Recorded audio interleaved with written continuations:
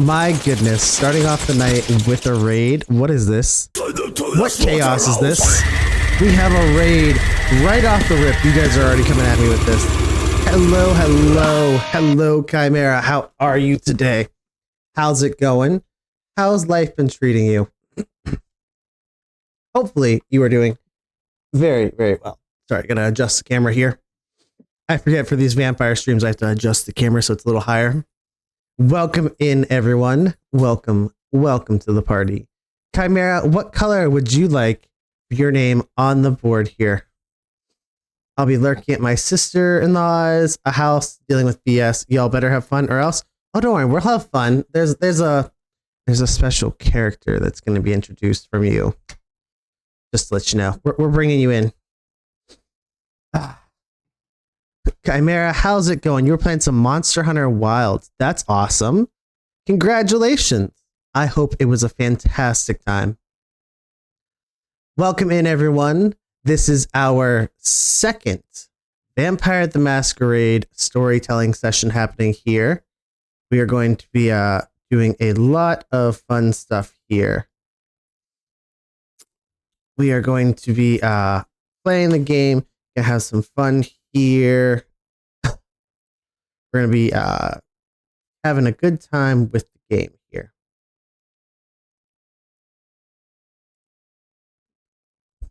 All right, said to remove someone from our VC. I'm like, you can't be in the VC. This is not in the VC.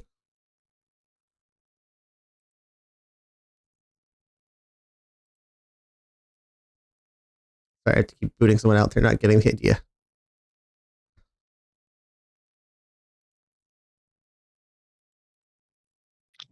How's it going, guys?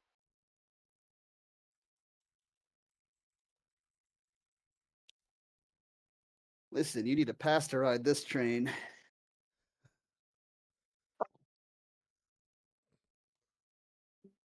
There we go. Sorry. Hey, they got the hint. Hey, they didn't get the hint. I don't know why the heck that keeps on happening. He's on. Yuko, I can't have you in the stream. We're doing the game.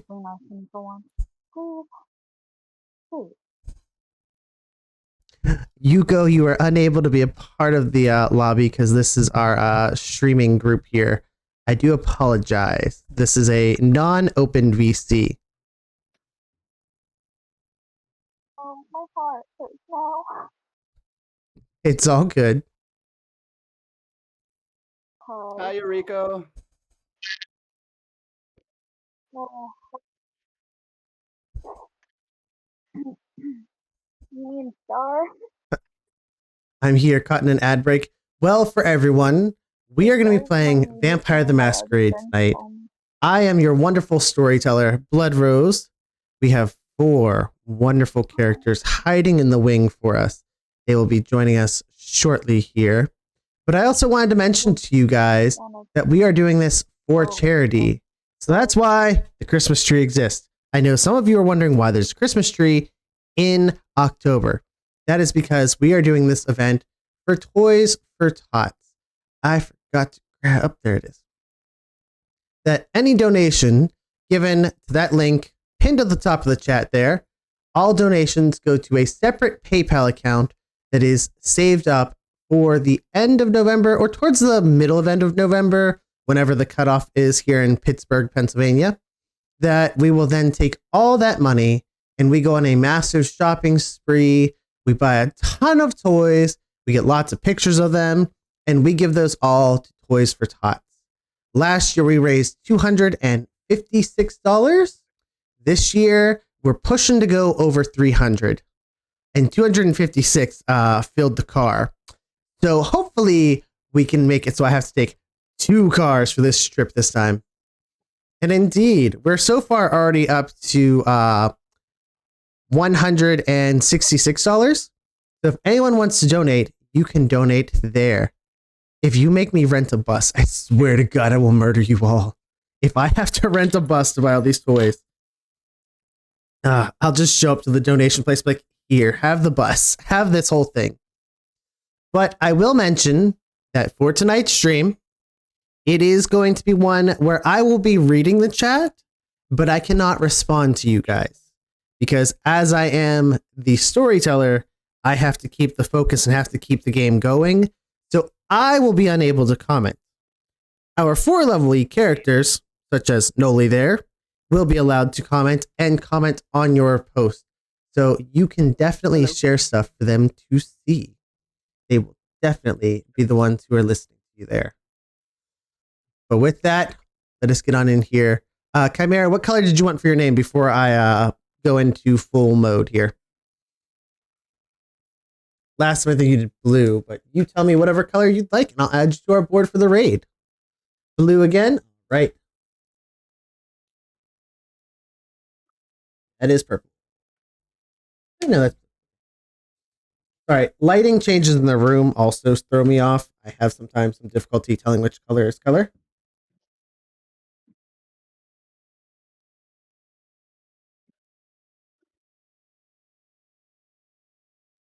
I can't spell. That's great.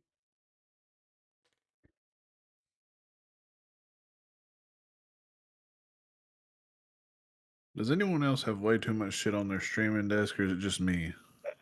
No, I have lots of shit on my streaming desk, and I got a fucking decoration, like a little raven, skeleton raven, for my desk, and I was like, I'm gonna keep that around all year round. Oh no, I definitely have a lot of too much stuff on my desk all the time. It is very jam-packed. I'm the outlier here. My desk is pristine. Ooh, there you go.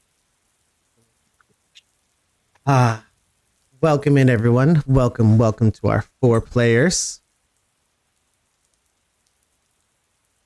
Let's go around and introduce ourselves, starting with Noli. Tell us about your character and your name. Good evening. I am Holy Cannoli. I am playing Maximilian Rockefeller of the Rockefeller fame. He is a Ventru that was embraced as a Malkavian as a part of vampire politics, and he is trying to fix that with his entire unlife. We're hoping to do some cool Camarilla shit and bring our group along for the ride, and hopefully we're the good guys. Moving forward, we have Nyx by the Suburban Witch. Oh, Nyx? I don't know what to put in here for this. So Nyx was turned at the lovely age of 25, and she is Tremere, who got changed when she was doing research on the vampiric magic, and can't remember who fucking did it and why she was fucking changed, but she's here. She's trying to find her I guess Mama Odie in a sense. And eventually she may find her. Next, we have Sergey by Crash Pack Gaming.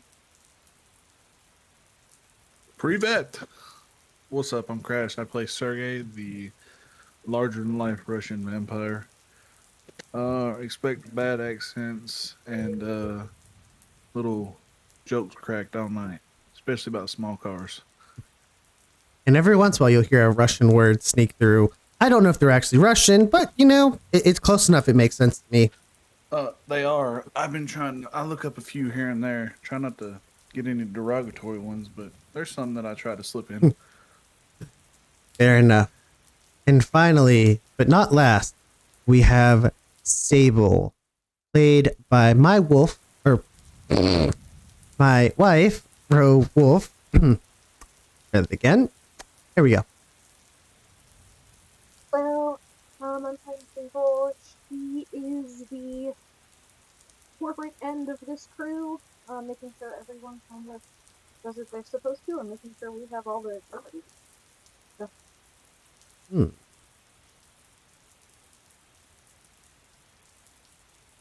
Speak again for us real quick. I gotta test your audio. Okay. Okay, more than one word. That makes it a little hard to test. What to say? That works. Good. Had to adjust the audio because we were not hearing you very well. And for our audience members, welcome in. We're glad to have you guys here. Thank you for joining us on another fabulous vampire night. Our story is taking place in New Orleans during a time when power and struggle is all throughout the city, whereas the mortals only know it is time to be getting ready for Halloween, and it is time to be enjoying that lovely, lovely amount of candy, booze, and mystery going on. But by day, during the day, people move around their business. We hear the blues bands and the jazz players all along the street corners, playing as loud as they can, trying and hoping to earn tips, hoping to earn the favor of different people. Maybe they won't have to just keep being a street corner musician. Some people went about their day and went to work, while others hung around the bars, hung around watching the parades going through the city. But none of our players got to do that. Our players, during the day, were dead, asleep to the entire world, guarded by ghosts, guarded by guards, left in their immortal sleep. They rise tonight, see what new chaos, new troubles they get up to. However, first things first, I'm going to need a rouse check from everybody. So roll one of those blood dice for me.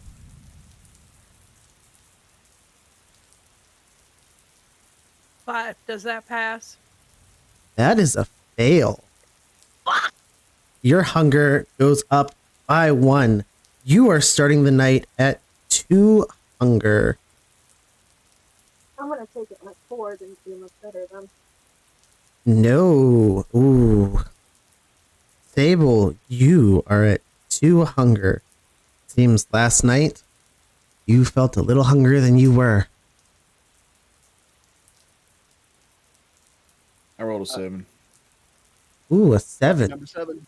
You both start with hunger level 1. Your hunger did not increase. You two were smart enough to feed before heading to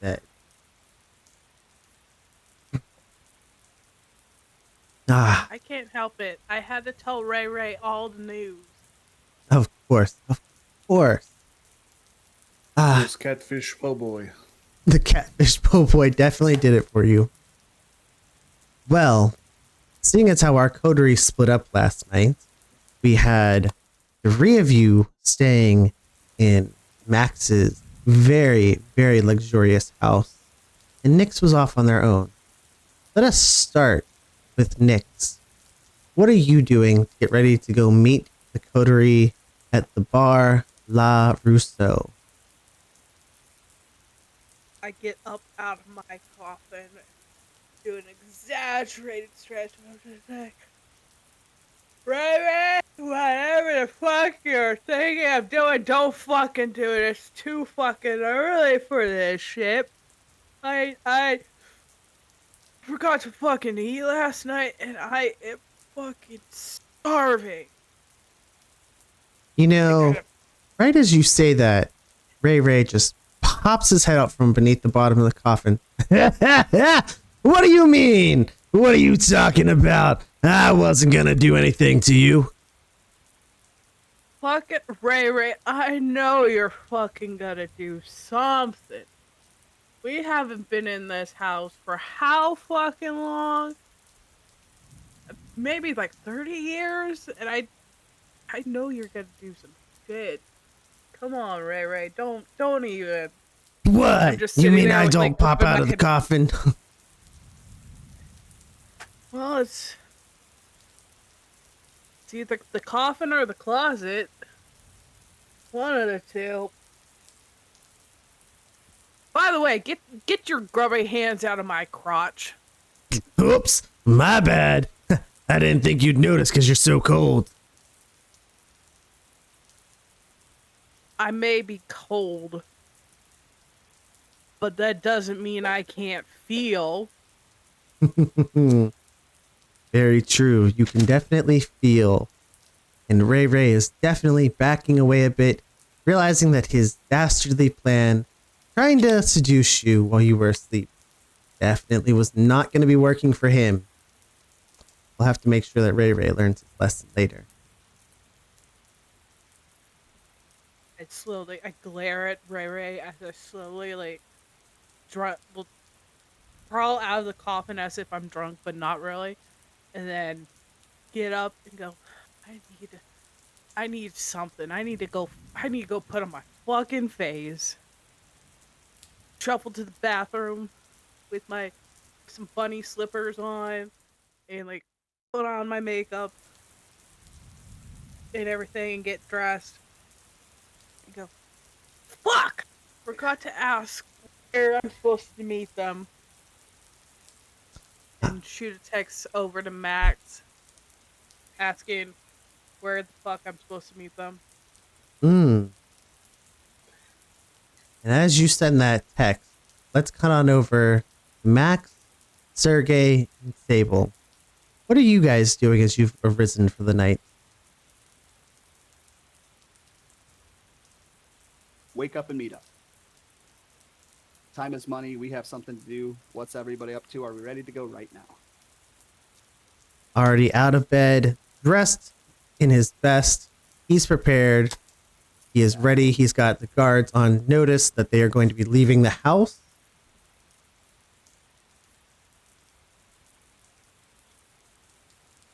Yeah, in fact, while I have the opportunity, I'm going to have them pull the truck around. Smart idea to have the truck waiting for you. Not for me, for Sergey. Well, that's He's driving. true.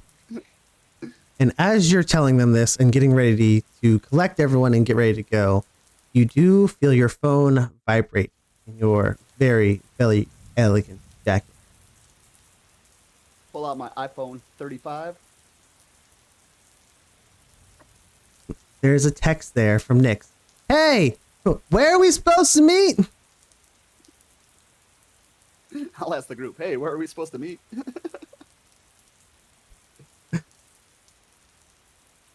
Already be looking down at my phone because I'm seeing if I got any replies about the FBI, and I'll just shoot back, I assume here. Going to meet at Max's house before heading to the bar. Interesting. Sergey's already sitting outside, in the little sitting area, wherever it is. He's been out for a little while. Just sitting out there, brooding over the night, or just enjoying it? He's just enjoying it. It's one of the things he enjoyed in his normal life when he lived in Russia, was just sitting outside under the night sky. I see. The night sky in Russia is quite nice. Can be quite lovely when there's not that horrible, horrible cold.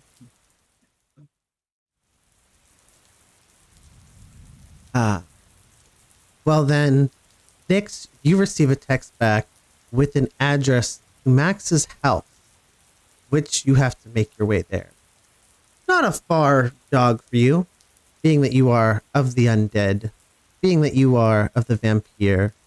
You can make it there within 20 to 30 minutes. Not a far run for you, but you will have to get moving quickly. Take a pit stop to maybe stave off the hunger a bit. Ooh, okay. Describe this. So as I'm doing my little jog through the alleys and everything, trying to keep from being noticed, I kind of keep an eye out for any dudes who are particularly inebriated and maybe less likely to notice that I am there unless they take a really hard look, and just kind of watch and observe as I'm going through, looking for someone who's stumbling around intoxicated. give me a wits and awareness roll. Wits. I need 4 rolls, and I do 2 with the hunger dice, right? Correct. 2 of them will be your hunger dice. Sucks with 1 die.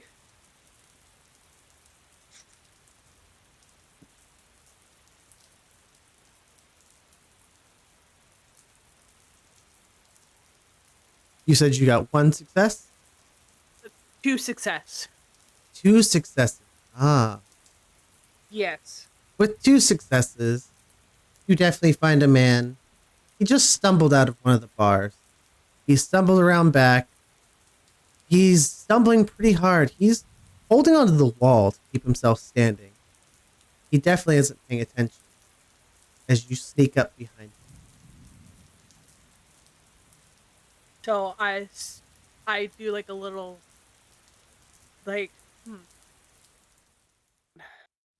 gotta get my inspiration for how I'm gonna play this.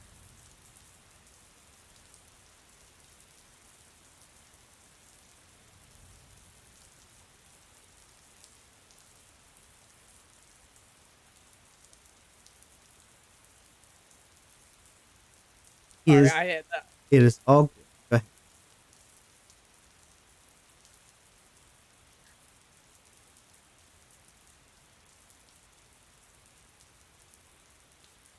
So I start like slowly like start singing Separate Ways by Journey, and Mhm. he hears like he somehow hears the music as it's playing, so that way I can draw him in and kind of like make him come into the alleyway where it is darker, easier.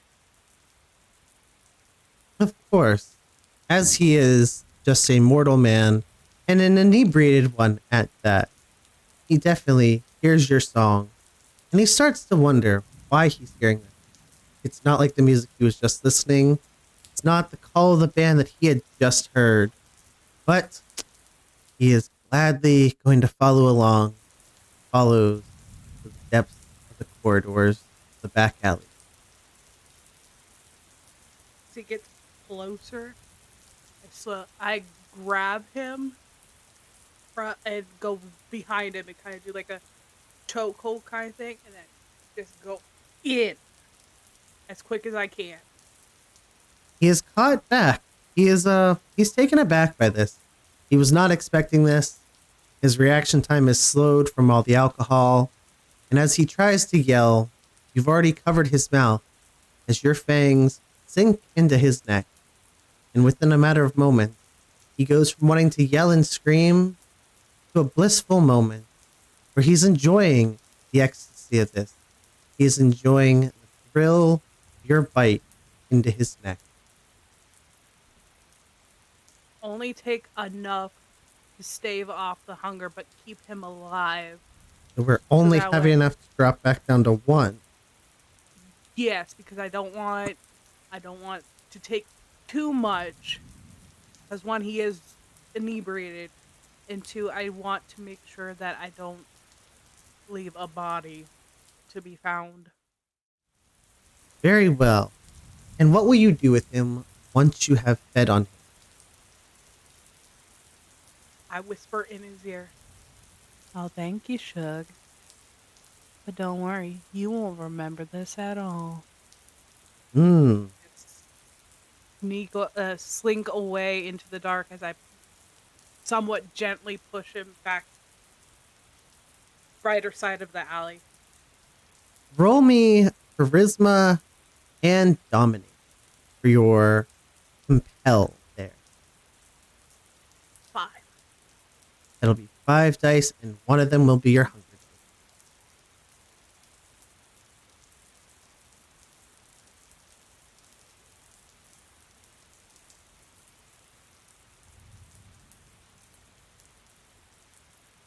Three success.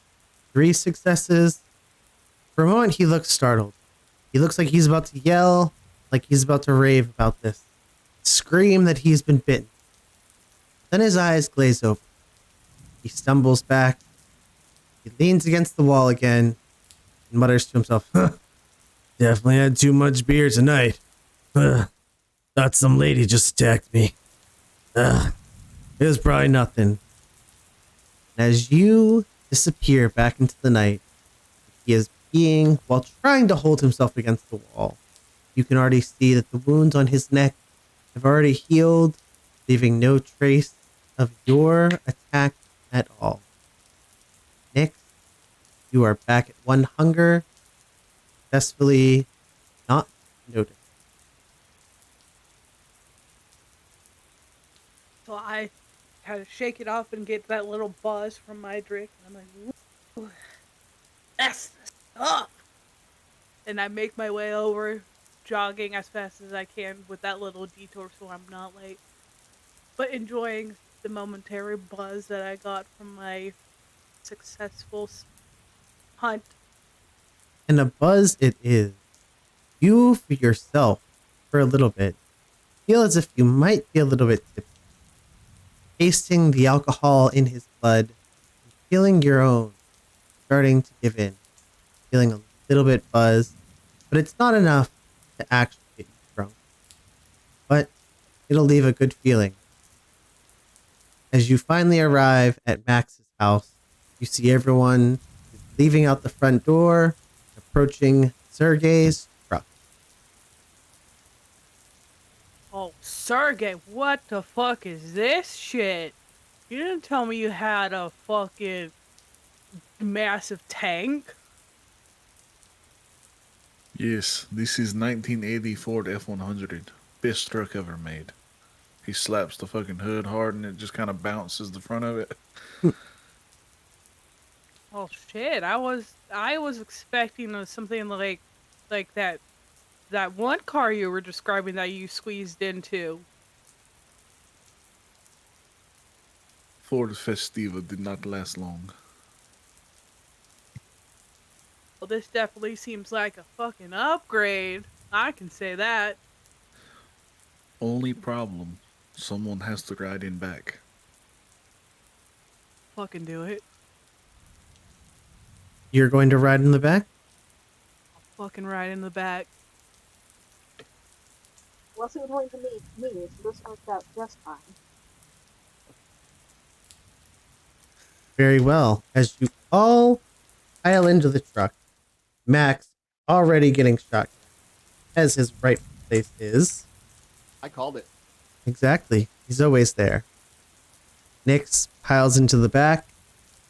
Table, you squeeze into the small, but not fully uncomfortable back row of the truck. Sitting right behind them, but considering how large Sergey is and how far back the seat is, you're going to have to just lounge across that back bench seat as to have any room for your leg. And as you guys are getting ready, Sergey is starting the truck. Max, you remember the note that is in your pocket. Yeah, let's take that out and reread it. Indeed. The note that you have in your pocket mentions the bar La Rousseau. It was the last place that... In the French Quarter, yes. Yes, I found the note in my notes. indeed. It was a place that Alex West had mentioned last night, telling you that there may be some things that will be appearing there. So before we get started this evening, my friends, is there anything we need to take care of? Anybody hungry? Anybody need anything we can... Let me take a step back. I feel like we're about to run into a shit show. This has trap written all over it. We should go in as prepared as we can. Ah! Is there anywhere we need to stop? Anything we need to do? Anything we need to pick up? Sergey, do you have your special friend? I have friend under seat and a few more friends in truck. If someone needs a piece. Sergey's truck is definitely loaded. Have I heard anything back from contacts about that idea last month? There's nothing back yet about the ID, but you have received a message from Juliet mentioning that you are needed at La Laurie at your most available convenience.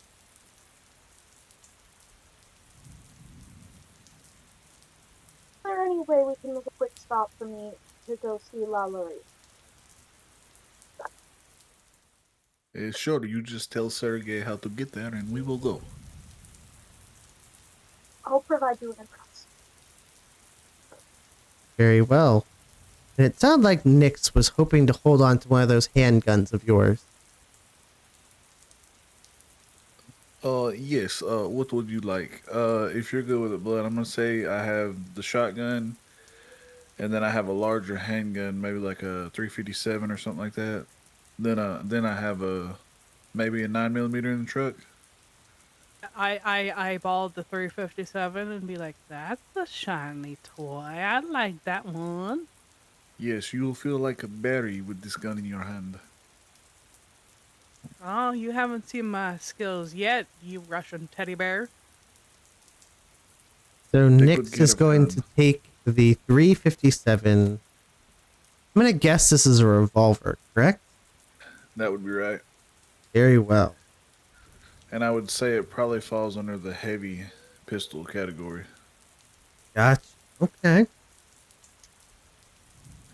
Max will be happy to take the 9mm, but only handling it the second we get out of the car, headed towards the bar, and putting it back the second we get back in. Minimal contact. Gotcha. I am sorry, Sable. I do not have another firearm in this truck right now. That's fine. I find them overly messy to begin with. Hmm. I like.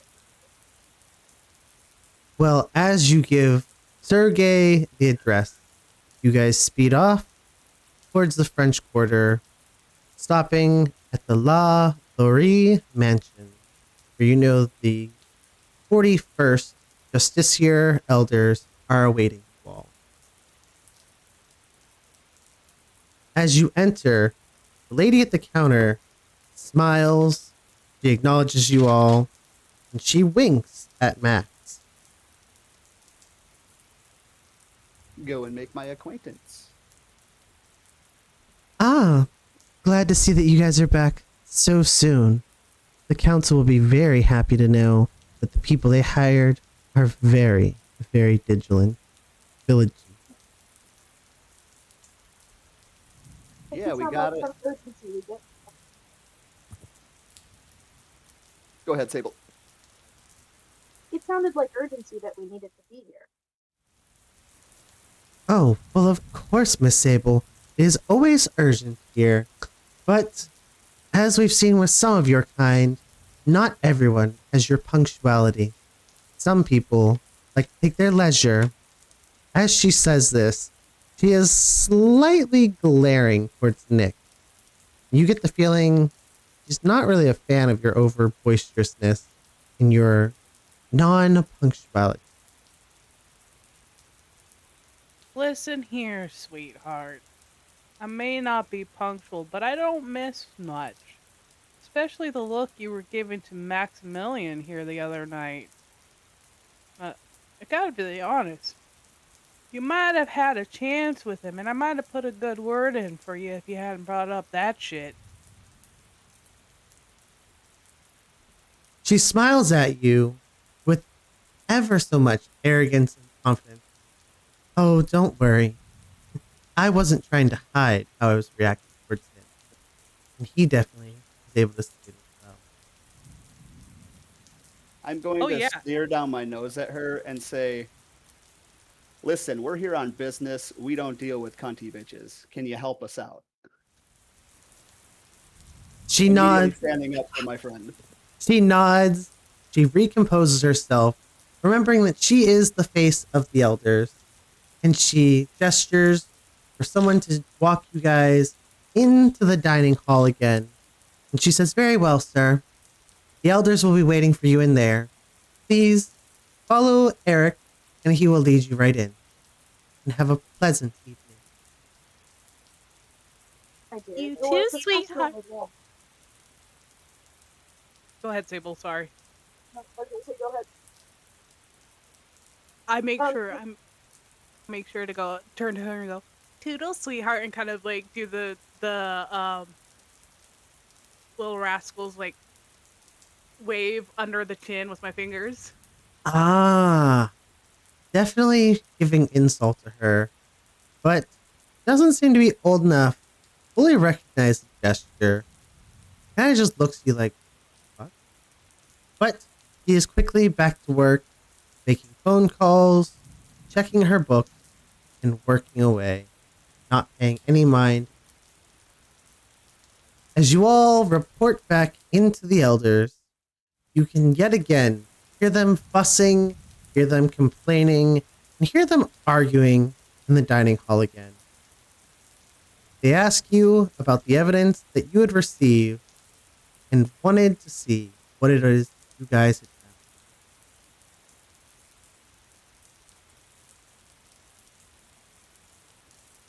Max, I think you should let them know what transpired last night.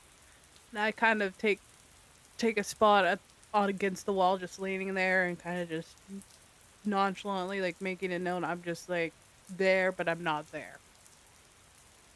Very well. Showing much respect to the elders, which has them in shock. Last time you were here, you were quite boisterous, but they are very happy to see this new change of attitude as Max begins to regale them with the evidence they had found, Oh, talking, no. I don't tell them anything. telling them nothing. I will inform the elders that we did have an encounter with another kindred last night, but we don't have anything official to report yet. We do have a couple of loose strings that we're following up, but until there's something to report, we have nothing to report. I see. As you say this, Juliet looks at you. Ah, so you're telling me that you found only a loose end at the scene of the crime? There was no evidence left behind? Nothing that needs more investigation? No, I said we have multiple loose ends and plenty of that warrants investigation, and that's what we intend to follow up with. Ah, I see. Very well. I guess that'll be that. As she says this, she is also looking directly at the table. Do you have anything to add, my dear? Is there anything that you feel I need to be notified of that the rest did not feel like they wanted to share? I sent my report of what I had found to you as I received it. Yes. Looking back here, we mentioned something of a necklace. We mentioned a phrase been written all over the French Quarter has been brought up. And we've heard tale that the Autotarchs are involved in this. Now, do we have this necklace in our presence currently? I would very much like to examine this necklace that was left behind by them.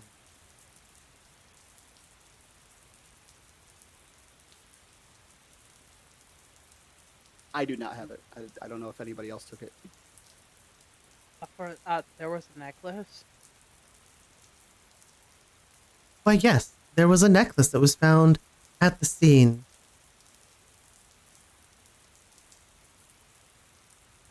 I do not have a necklace. I did not acquire it. We all just walked away from the necklace for real? I took the ID, not the necklace. Nick, I need you to roll manipulation and composure. At least I have 6 rolls on this.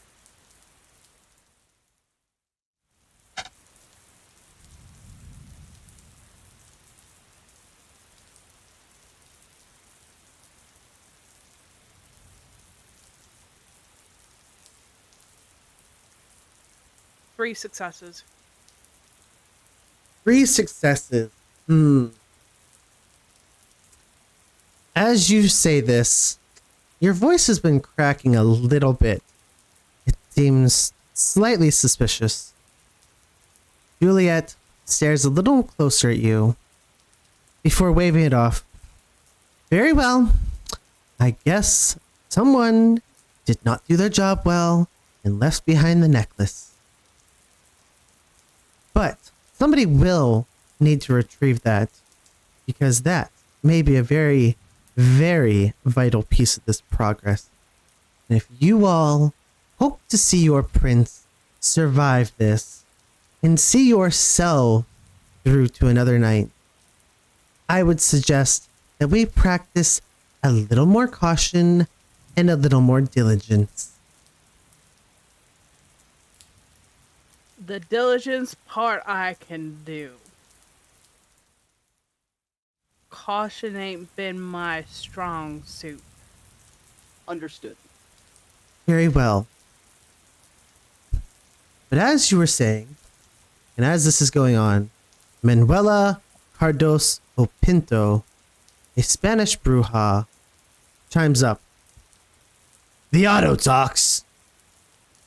Why are they here? Why are they involved? They can't be real. They were only a myth. Pendejos.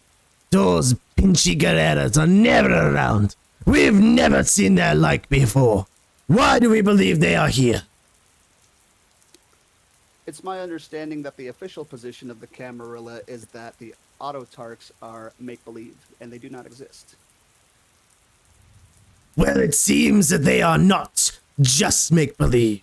It seems they are trying to organize and trying to find a way to come back. And trying to remove the court.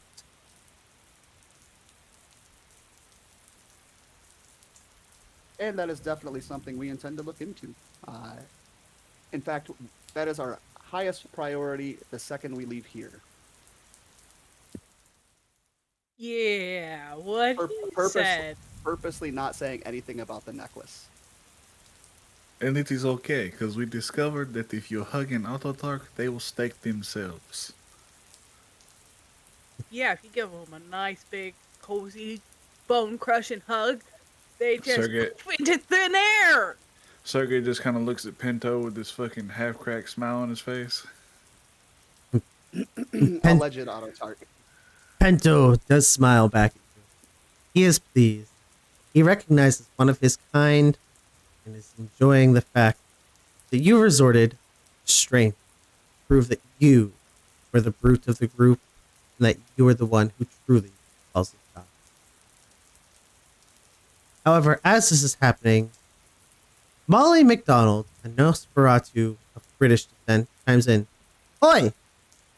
What's this business about a steak? What do you mean, this vampire staked himself?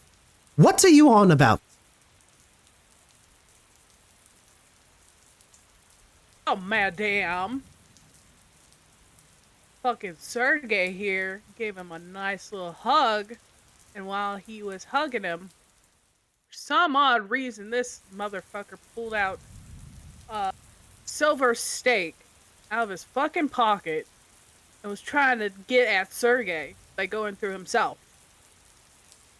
Ah, and I assume that one of you has the steak in your possession and examined it to see if there was any markings or memorabilia on it that would allow us to know where they've come from. Oh yeah, for sure. We totally did. Ah, Sergey just looks and goes, Net and lisko, which in Russian means no English. Sergey is playing shy on this one.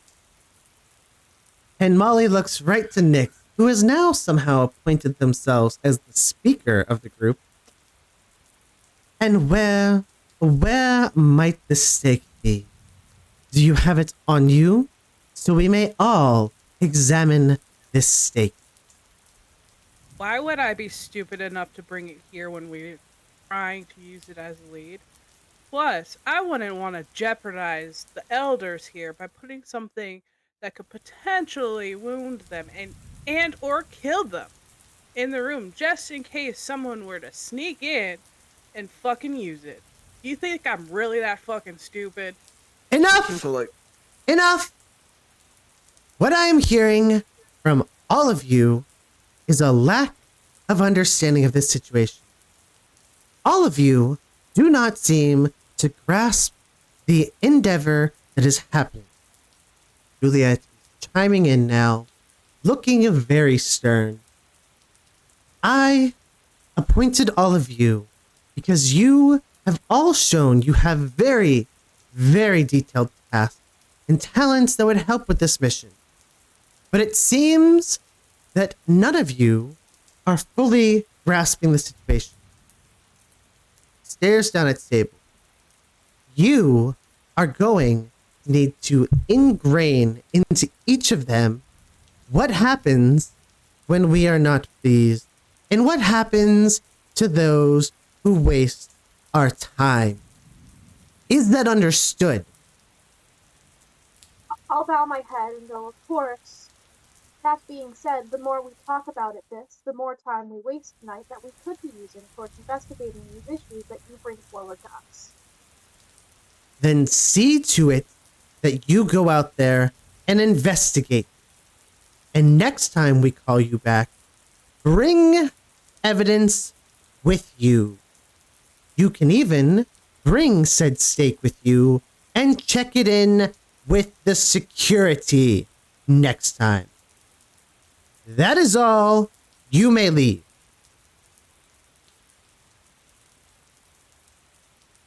I'm gonna Fuck turn my away pretty titties. quickly. Turn and walk out. Everyone is following Max as he leads the way out. Fucking shit, motherfucker. What the fuck just happened in there? They're just saber rattling. Don't worry about it. They I weren't mean- results and they're trying to scare us. Don't be scared. No, I'm just dumbfounded. Let me make a curious. note really quick. Continue on now. so, like table talk. Like none of us grabbed the steak, right? That's why I put that in chat. I was fucking bullshitting on that. We did not grab the steak. I was like, oh fuck. I very quickly looked up the translation for no English. Just making sure. But Sable, would you be kind enough to remind us what happens if we flub this up? Well, you see, I don't know when the last time you saw a sunrise was, but I'm content keeping that scheme at least a couple more years. It's been a minute. I'd prefer to keep it an hour. An hour? I'd rather not. There was a reason I like the dark. Whatever it is, move forward. Let's go. Are you guys having this conversation in the lobby, or are we having this conversation once we've gotten back outside to the truck? I started my spiel the second we got out that door, so as we're walking through the lobby towards the truck. Hmm. And for everyone who was talking about the steak, were we whispering this, or were we saying this very, very blatantly out loud? That was table talk. Yep. That was table talk. Ah, fair enough. No one knows of the steak. Crash called that, yeah. That's legit. Had to make sure we weren't adding that. So all they heard was Sable giving us the warning about sunrise. Absolutely. However, And he's saying that all they're you not can- going to do anything. They're thankfully, as you are saying that they won't do anything, and as Sable is explaining the situation to you, you can yet again hear them bickering back at each other, and you hear what sounds like glasses being thrown. It seems to be a regular occurrence in these six, when these seven get together. They're always just causing a fight. See, they're not even worried about us. We are so low on the totem pole. All we need to do is show up and show out, and we defy expectations. I can show out for sure. I know you can. Let's go. Except we now think the boogeyman is out to get them. And for all we know, the boogeyman is out to get them. But I'd rather they hear that from the boogeyman and not from us. Well, they'll never have to hear it from us if we do our job appropriately. Absolutely. Very well. As you all arrive back at the truck, where would you like to go? You realize you've left evidence behind at the park that nobody picked up, but you also did have a lead at the bar. Which seems more pressing? I say, guys, we do a little splitting off into a team of 3 and team of 2. Some of us go get the stuff, and some of us go investigate the bar. What do you guys think? Team of 3 and team of 2. Oh wait, hold on.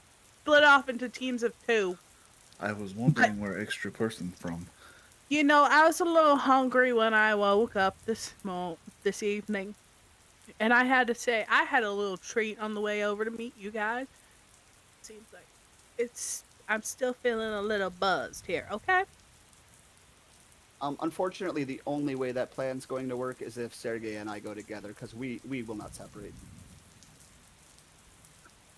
Yes, we are like good American peanut butter and jelly. Well, I won't get between a bromance when I see one.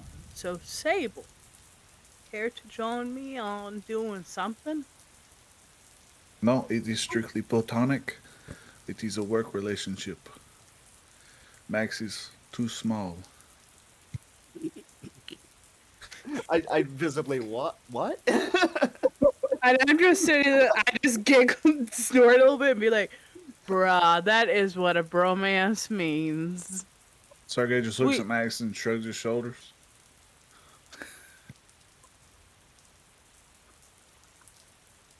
I do agree splitting up is probably going to be the most effective manner to tackle everything needed tonight.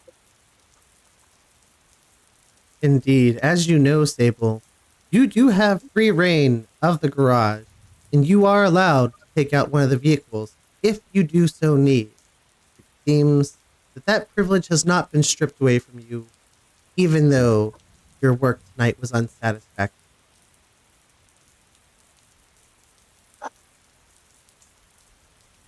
We have access to cars, and I won't have, per se, as many restrictions when I'm not taking a large Russian man in the passenger seat for cars. Yeah, I have to agree with that. As much as the Russian bear would be a help if we ever needed to hug someone, definitely don't want to break off the bromance here. And I think you and I can get past pretty well under the radar. Absolutely. Can I suggest that we take the bar? Oh, yes, please. The ladies will go to the bar, and the gentlemen, you'll be going to the park? Absolutely. Very well. One second here.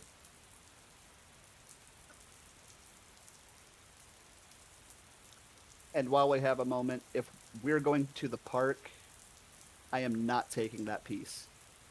I will leave it in the glove box or back seat or wherever it goes. Going to leave the gun in the car. Yeah, I was going to take it into the bar. I won't take it into the park. I keep mine. Mine's kind of like tucked into my pants under my jacket where you can't see it in the back. But I keep it in there and I give it like a gentle pat and be like, I'll think of a name for you soon enough, my little friend. Very well. Well then, we are going to accompany the gentlemen as they go to the park. As you guys get back into the truck and arrive back at the park, you notice that it's abnormally busy. Filled with dozens of people. There's a lot more music playing tonight. and it seems that a large crowd is gathering around a saxophone player.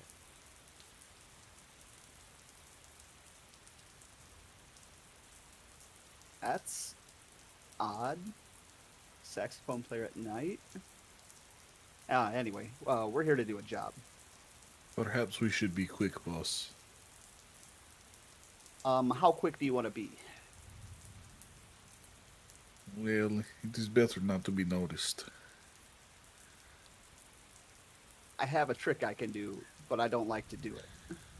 Well, maybe save trick for trouble. Excellent. We're gonna. Well, I am. I assume we're both sticking together. Just start casing the place, starting with where originally we had fought. Fully expecting to not. I mean, that's a damn stake. Like somebody's gonna move it. Something's gonna happen. Very well. Roll me 3 dice. Both of us are just Noli. Just math. And do not include a hunger dice, just 3 regular dice. 4, an 8, and a 7. A 4, an 8, and a 7. As you reach back close to the spot where the fight was, you notice that the crowd is standing right around that area. However, it does seem that you notice the stake is still there. It's been trampled over, and there's been a lot of people rushing around. It's almost embedded in the ground as you. Sergey, I'm going to need a wit and awareness from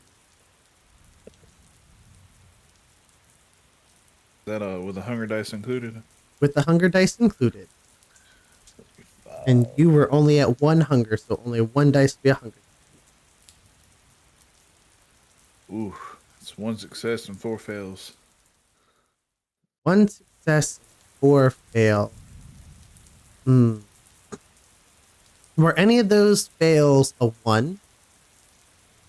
No. Very well then. The lowest one was a 3. Very well.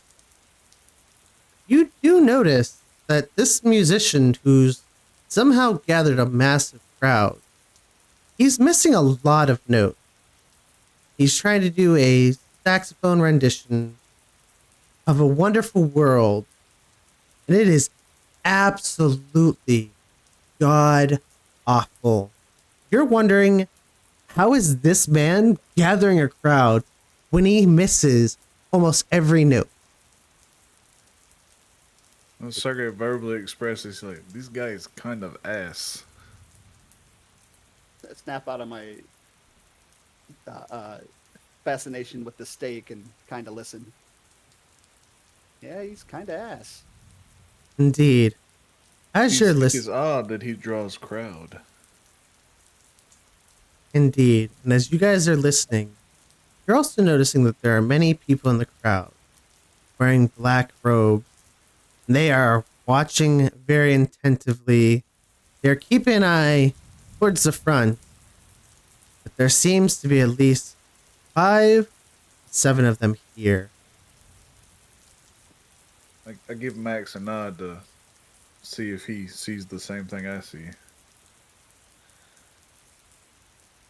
Kind of glance around. This looks a little familiar. Seems old friends come back soon. I am going to use a rouse check to active. No, not a rouse check. Hold on. Yes, use a rouse check to activate Scry the Soul. Very well. My intelligence plus aspects versus the saxophone player's composure and subterfuge. Very, very well. Go ahead and let's see that rouse check first. Intelligence and aspects. 3, 4, 5. Hold on, do your rouse check first. 1 blood die.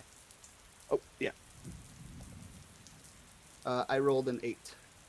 Ooh, your hunger does not increase.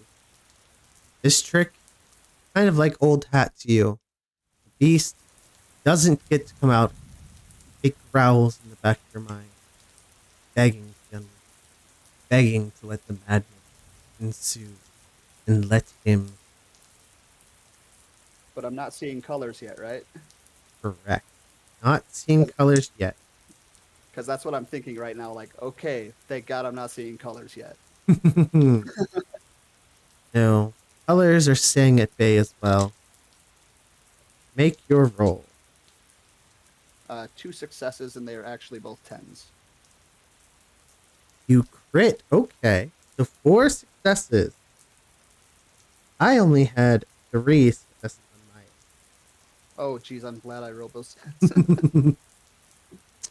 As you are looking out, you can see that a large amount of the crowd is definitely human.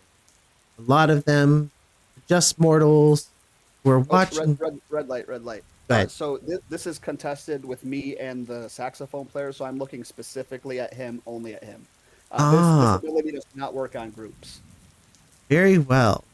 I can change and focus on another person, but I have to actively be looking at that person. I can't just do it on a whim. Very well. My apologies. Nope, no problem. As you are looking. Since I beat him by 1, you get to answer 1 question, whatever you want. You can tell me like if he's a vampire or a human, or last time he fed, if he's diablerized, like whatever. It does seem that he is indeed a vampire. I'll nudge Sergei. Kindred.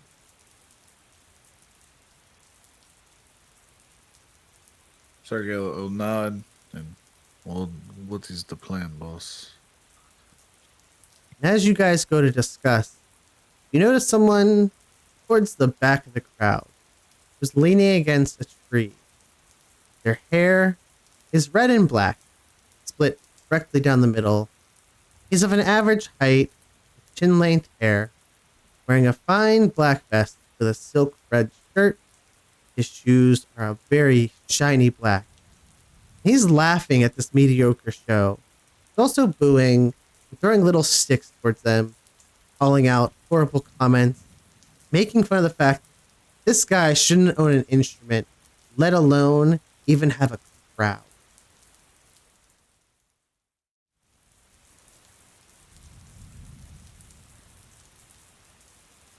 Well, safety first. I'm afraid if something starts, it's not going to end well for these guys. So let's try to not do that.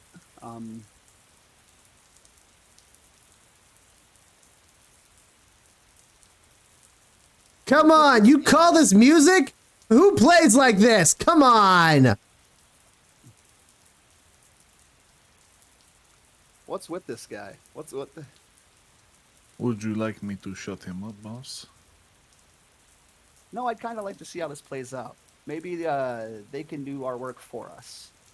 Very well. Hey, can you watch my back for a quick second? Always.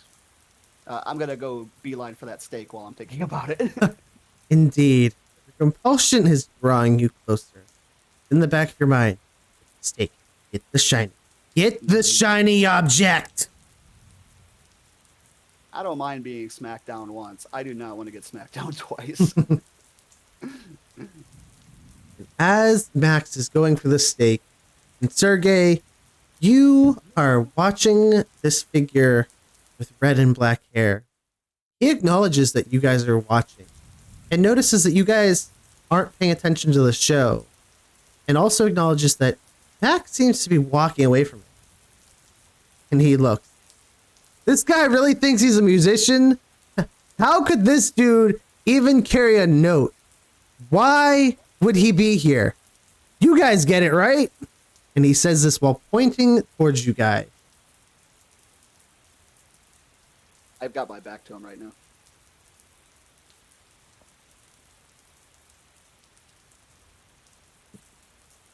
Sergey just gives him like the most fucking eat shit look in the world. And he won't respond to him. He won't even acknowledge him other than give him that look. Like, hey, don't bring attention to us. As he notices that, he waves to you, like, just over, like, pointing at both of you, like, come on, over here, as if he's trying to have a conversation with you, doesn't want to draw a crowd right over to you guys and doesn't want to break whatever entrancement seems to be going on with the crowd. As he's also noticed the figures in the black robe start looking around as he's been yelling at them.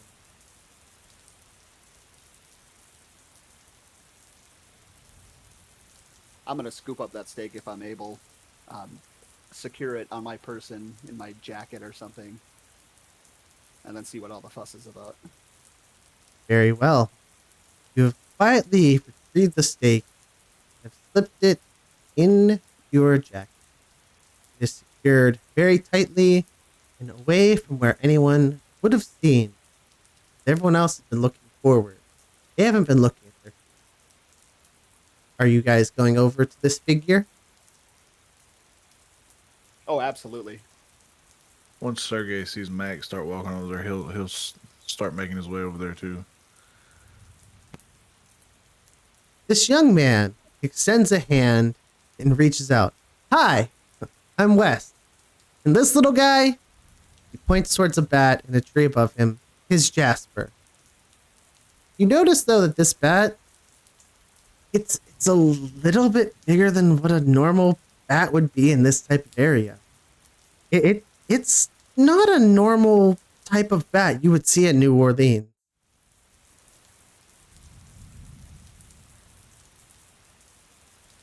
I'll reach out and grab his hand. What's up? Not much. I was coming here, looking to see if there was anything good to eat. And then my ears were assailed by this garbage. This guy is horrible. So what does that have to do with us? Well, I noticed that you two aren't distracted by his disgusting playing. And you don't seem to be enchanted like everyone else watching. And I've also noticed you're not one of these thugs in a black robe who seems to be keeping an eye on everybody. Seemed a little different. Sergey hasn't even looked at him. He's just fucking locked in on the bat. He does not like bats. Sergey is not a fan of bats. Let me make a note.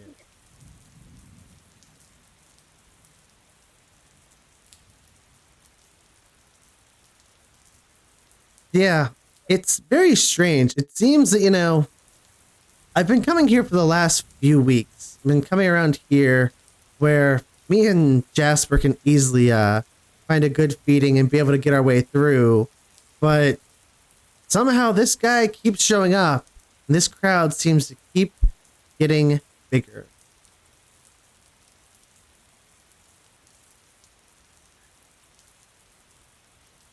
I noticed the same thing about you. About me.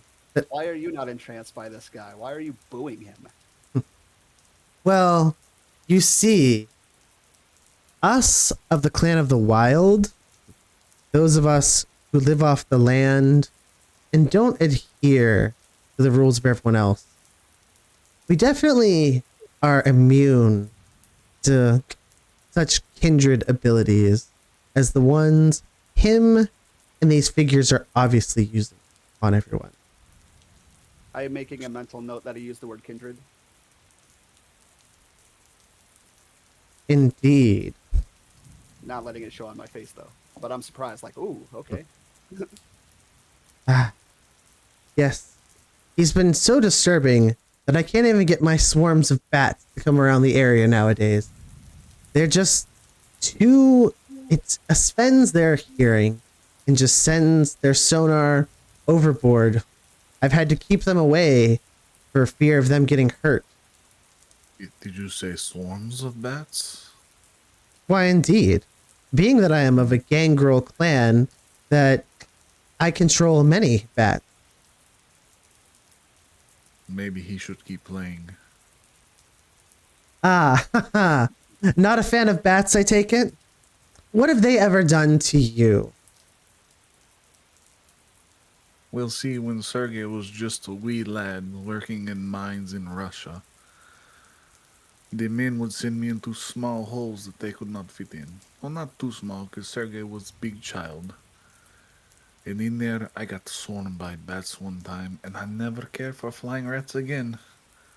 Ah, I see. So you decided that you would delve into the home of the bats, and you're unhappy with them for freaking out because a damn giant child wandered into their nest. Sergey's jovial nature kind of drops. His bruja nature kind of pokes out a little. When you are an orphan in Russia, you do not have choice but do what men tell you to do. I would not expect pampered American to understand. I'm Ah, gonna interject here. Hey, listen. You're Batman. I'm Bruce Wayne. I'm gonna pull a hundo out of my wallet and hand it to him and say, "What can you tell us about these guys in the hoods?" guys in the hood. He looks at the money and brushes it aside. No need for that. These men, they've been hanging around the park quite often. I've seen them gathering towards the back of the park. There's been a large calling of them that keeps showing up. And then I've noticed whenever there seems to be an event, or seems to be this amateur musician here, that they start swarming around him as if trying to keep a better eye on the entire crowd. It's becoming a little hard to find anyone to eat when they are constantly causing a ruckus and getting everyone in trance to where I am unable to pull someone away from the group. Can you show us where they meet in the back of the park? Why, of course. Me and Jasper can absolutely do that. And as he says Jasper, the little bat lightly flies out of the tree and lands on the underside of his arm, holding on and just tucking himself in. Over this way, and he starts leading you towards the back of the crowd and away from the group. He does look back to mention, make sure, keep an eye out. We don't want those fools watching.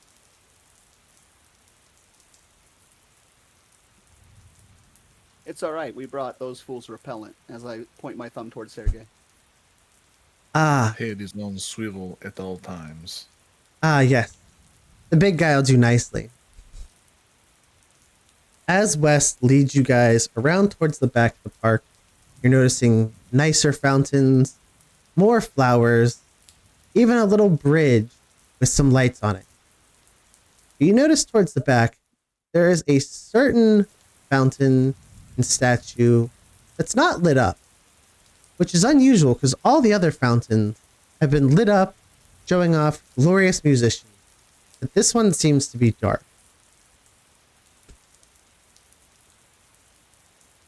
I am activating Sense the Unseen.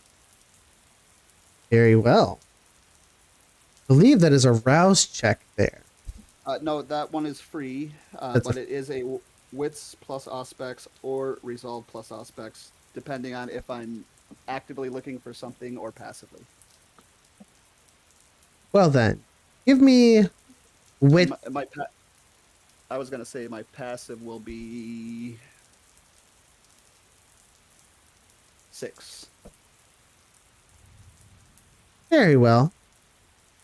Is there anything in particular you're looking for, or just looking to see if there's anyone around you? Anyone or anything. I'm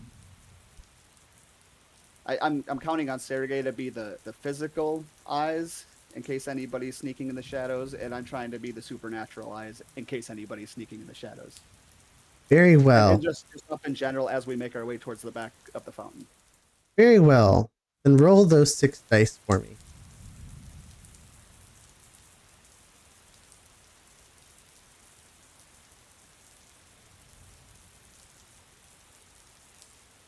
I got 1 success. 1 success. It doesn't really seem as if there's anyone around.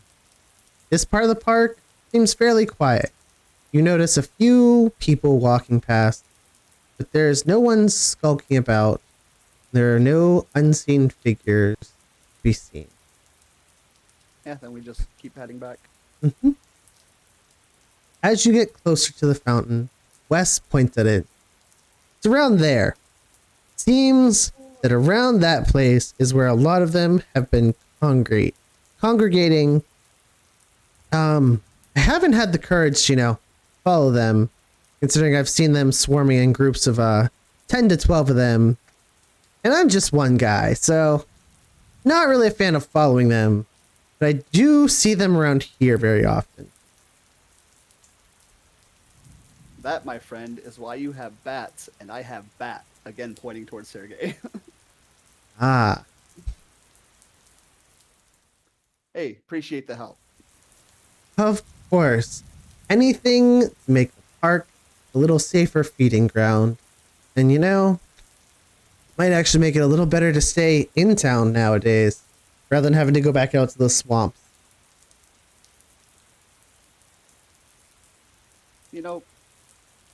I really do appreciate the help, and I'm going to slide him one of my cards. Get a hold of me if you need anything. No questions asked.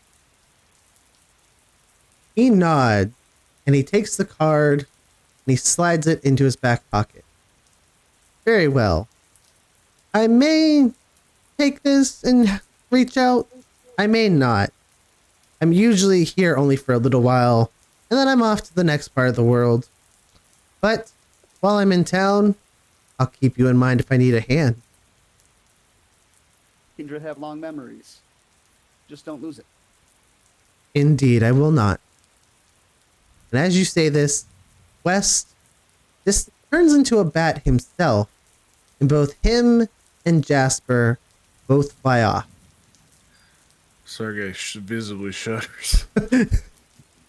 Yes, seeing the sight of a man turn into a rather large bat and just fly off into the night is a little shocking, even among kindred. Dude, what the fuck was that?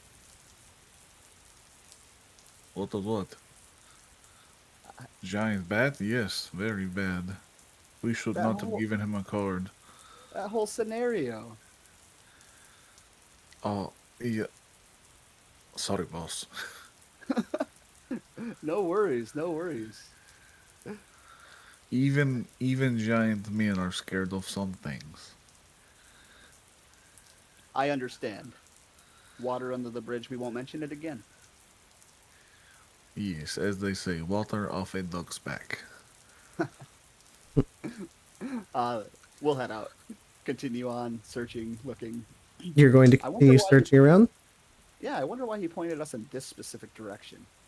Would you like to investigate the grounds around here? Please. Yeah. Absolutely. You go ahead and search around. Take a look. Sorry. See what you can find. And while you two are looking, Nyx and Sable, you two have arrived at the bar, La Rousseau. As you enter inside, you can hear a very, very loud band playing. The music almost deafening. It is constant noise. The band is playing a jazz tune. The trombone ringing out very clearly. The singer scatting and doo-wopping the whole way through. As you reach the front door, a server, well, a valet approaches. Your keys, ma'am.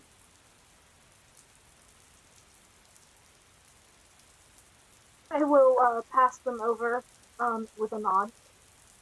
Thank you. The parking is just around the corner. We will make sure that your vehicle arrives there and is kept safe, ma'am. And he hands you a ticket. I will put it off into my bag. Very well. As you guys head inside of the bar, do you guys take a table? Do you just congregate amongst the crowd? Or will you go up and hang out at the bar?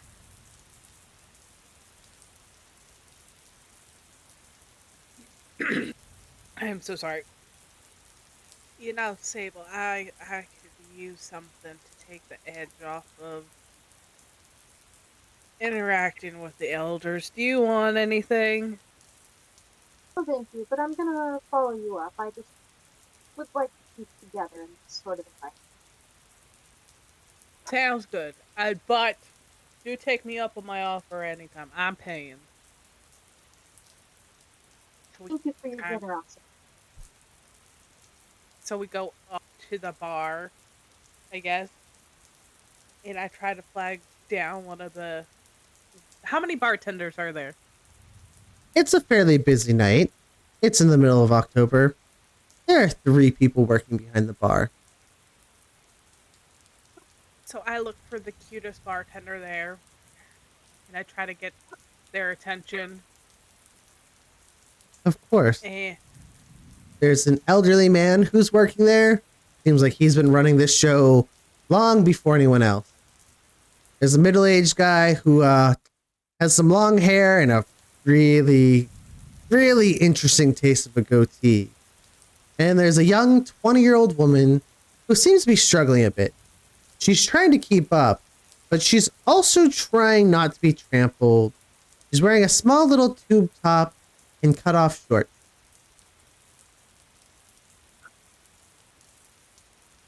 I go for goatee man and try to get his attention and flag him down. He notices you trying to get his attention, and he waves you over to his side of the bar. It's obvious that this has been split up so it can be efficient and time manageable for all of them. Hey, what's going on, good looking? Oh, nothing much. How about you? Just working. What can I get 2 fine babes? Your friend's looking pretty good in that suit. Though she looks like she plays for a different team. Careful with that one. She might take a finger off. You might not like it. So I would say she's off limits. I'm gonna shoot him a very pointed glare. Hey, not my fault, okay? I'm just the bartender. I call it as I see it. You're dressed in some nice, great rock attire, and she's wearing a suit. Kinda just looks that way.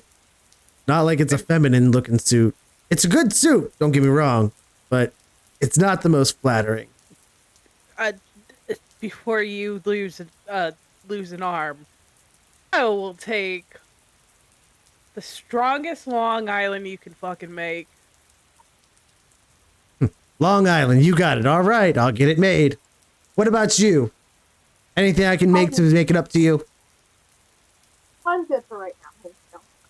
Ah, all right. Well, you know what? If you change your mind, first drink of the night is on me for offending you. Thank you very much. As he says that, he goes behind the bar. You see him doing small little tricks, flipping the glasses, shaking things up, pouring the Long Island iced tea in with a very long pour. He's reaching up way above his head, and it doesn't look like he really spills any. It seems that this is an old hat trick of his here. He knows how to enthusiastically get the crowd to pay attention. The crowd's looking. Can I do sense the unseen? Indeed. And I just roll 1 aspect for that, right? Or do I roll 2? See? Cost is free. Dice pool is wits plus aspects or resolve plus aspects. Same. Since you are looking intently, I'm going to need wits and aspects from you, and include your hunger dice. Okay.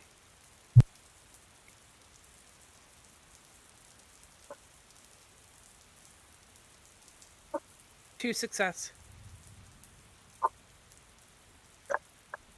And quick question, is there a mirror behind the tender? Like, am I looking at, like, if I were to look into it at the wall, is there a mirror?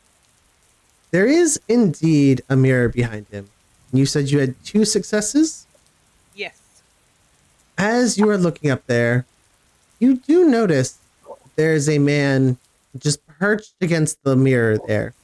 He's sitting across it. It's a spot where none of the drinks or none of the bottles sit, but he is sitting there and watching the crowd intently and very much keeping his eye on the bar.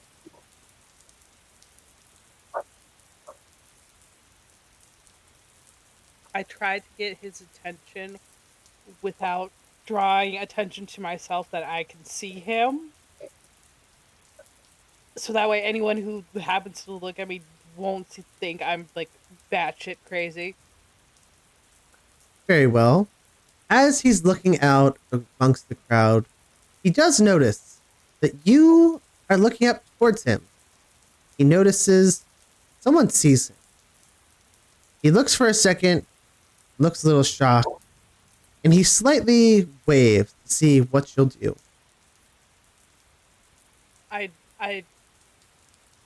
do a little like wave where I put on my fingers a little bit like in a wave gesture towards him, and then I kind of like curl my finger going, "Come here for a second." He looks very puzzled. Normally, people don't see him. Normally, he's able to hide up here and keep away. You notice as you're looking at him, he's wearing some very ratty looking clothes. They're not really from this century. They've got a lot of holes in them. His boots, absolutely scuffed. And he's keeping a hood slightly over his face, or over his head. His face is exposed. You can notice a very long pointed nose. He points towards the upper balcony, motioning for you to go there. Hey, Sable, I think we would get a good view from that balcony up there, just to see what we're looking at. What do you say?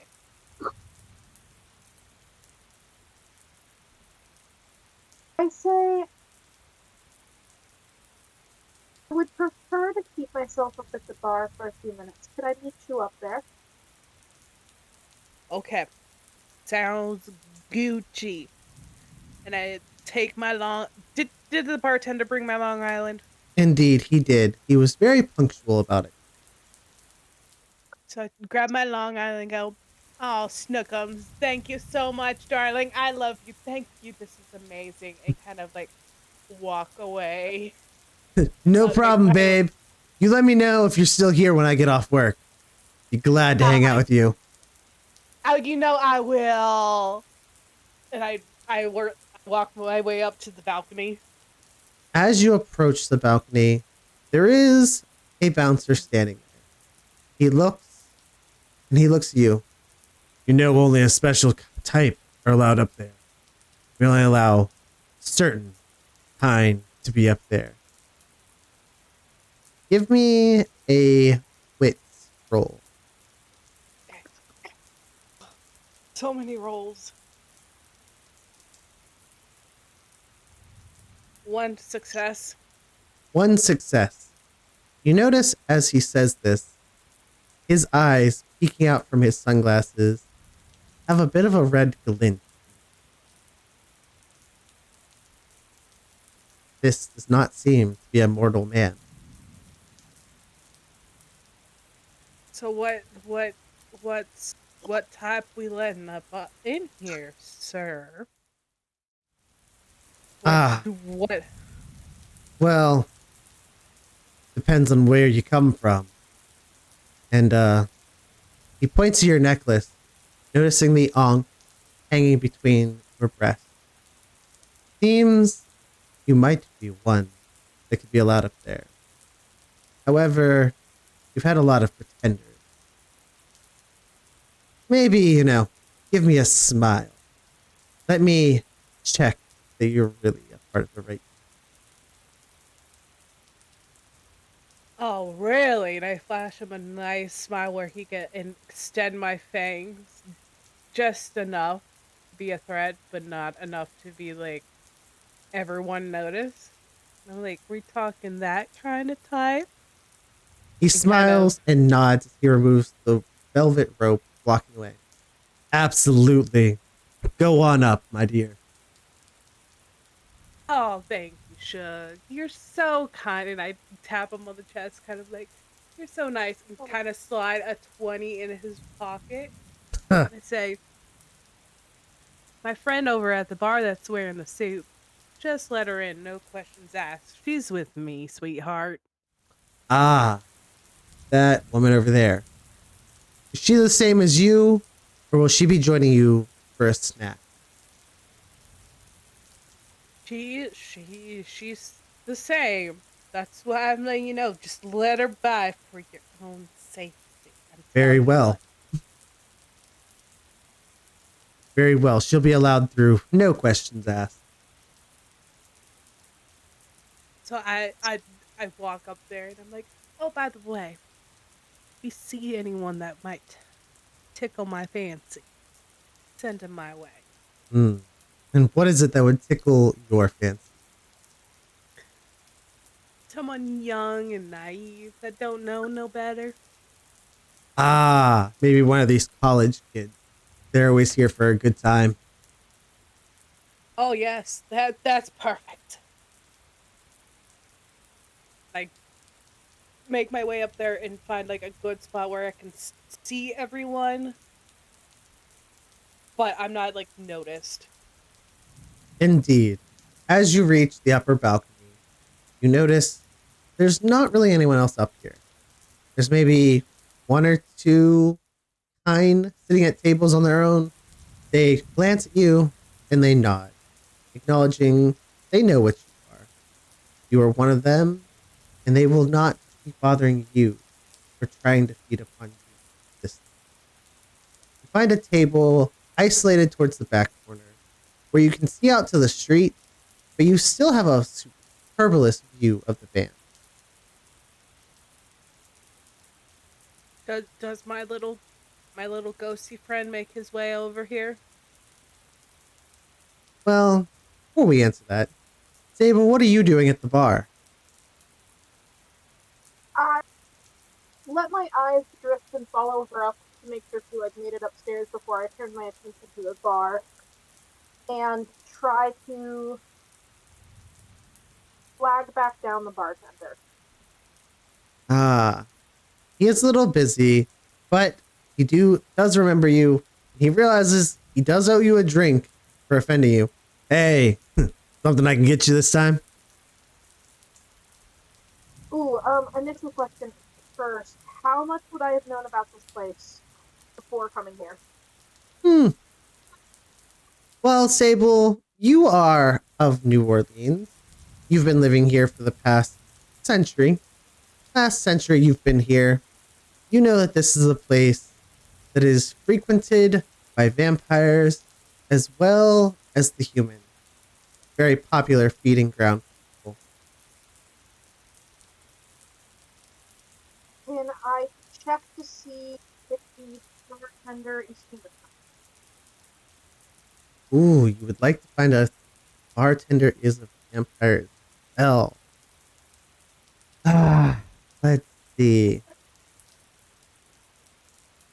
I'm going to need wit and intelligence for this role. Blood dice included? Blood dice included. Yeah.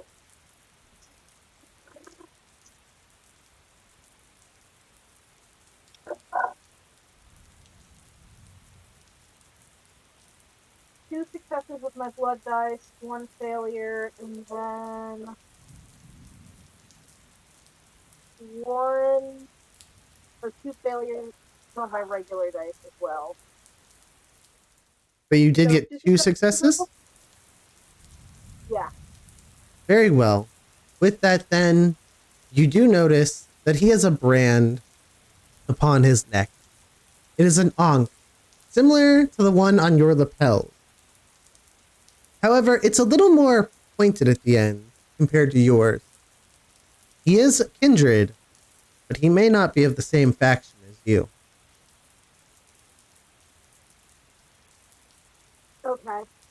Um, instead of a drink, would it be possible to acquire information from you? It depends on what you want to know. I mean, line's kind of long, and I know I owe you a drink. I don't have all night to bicker with you. I will pay you for your time, of course. Very well. He slides a hand out lightly onto the table. What is it you want to know?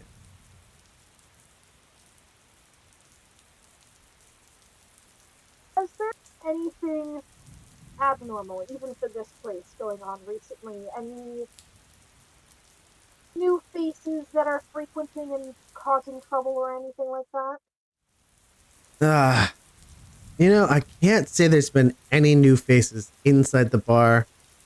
We kind of have a few friends who hang around, who keep an eye on them. But we have noticed that there's been a few humans who've been just snatched from right outside the door. They've been just whisked off, and it seems like they just fly up into the night. It seems somebody's not playing by the rules. Do you guys have any security footage? Not really in this place. This is kind of an old place, and the boss, well, he hasn't really conformed to having security cameras around all the time. Well, I can respect that. That does make my job a little bit more difficult right now. Is there anyone that would have seen this that I can possibly talk to later? Carl over there, as he points to the older bartender, Carl's here usually most nights, so he probably would have seen something. But be a little cautious when talking to him. He's not really a fan of you guys from the Ivory Tower.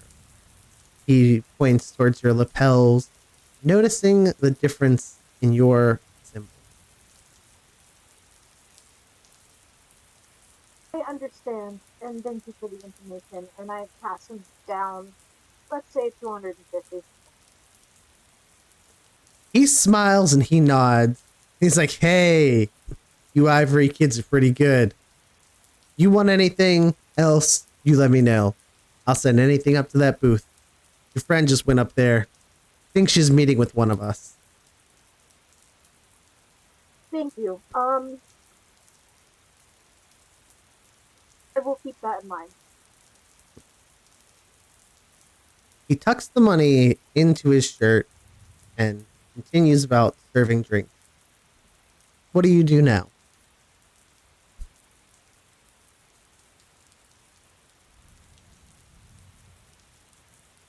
Is Carl looking busy? Carl is extremely busy. Carl has been moving at a speed that to you, it is superhuman speed. But to the people, it just looks like this is a man who's done his job for years and knows what he's doing. He shoots a glance towards you, looking a little annoyed. I make eye contact and just motion to him to come over. He shakes his head and points to the bar right in front of him, and then to you, telling you he's not leaving this spot. You're going to come to him. I sigh and just walk over. He looks at you and he grunts. What is it you want? Why you keep eyeing me up right now, huh? You little ivory brat here. What does your little tower want today? I didn't ask for the attitude, but while I am here, I'm just trying to seek some information for my bosses. You understand? I see. Tower's got to get a little dirty, huh? Well, you know what? I've got a bit of a crowd right now. How about you come back in about 20 to 30 minutes when I clear this line, and then I'll take some time for you. Thank you very much for your consideration. I will make sure it is worth your time. All right. Now scram. Don't like having you guys around. You smell old. I'll take that as my cue to walk away from the bar and kind of walk upstairs, making sure to take against the wall path. As you walk upstairs, the security guard who is standing there doesn't stop you. He just nods. You're expected upstairs. Have a good time. I nod back to him and look around for Nix. You do find Nix sitting at a table over in the corner, out looking into the streets, as well as being able to oversee the bar. As you both are sitting at the table, you hear a voice from behind you. Good evening. I see that you've noticed. What's going on?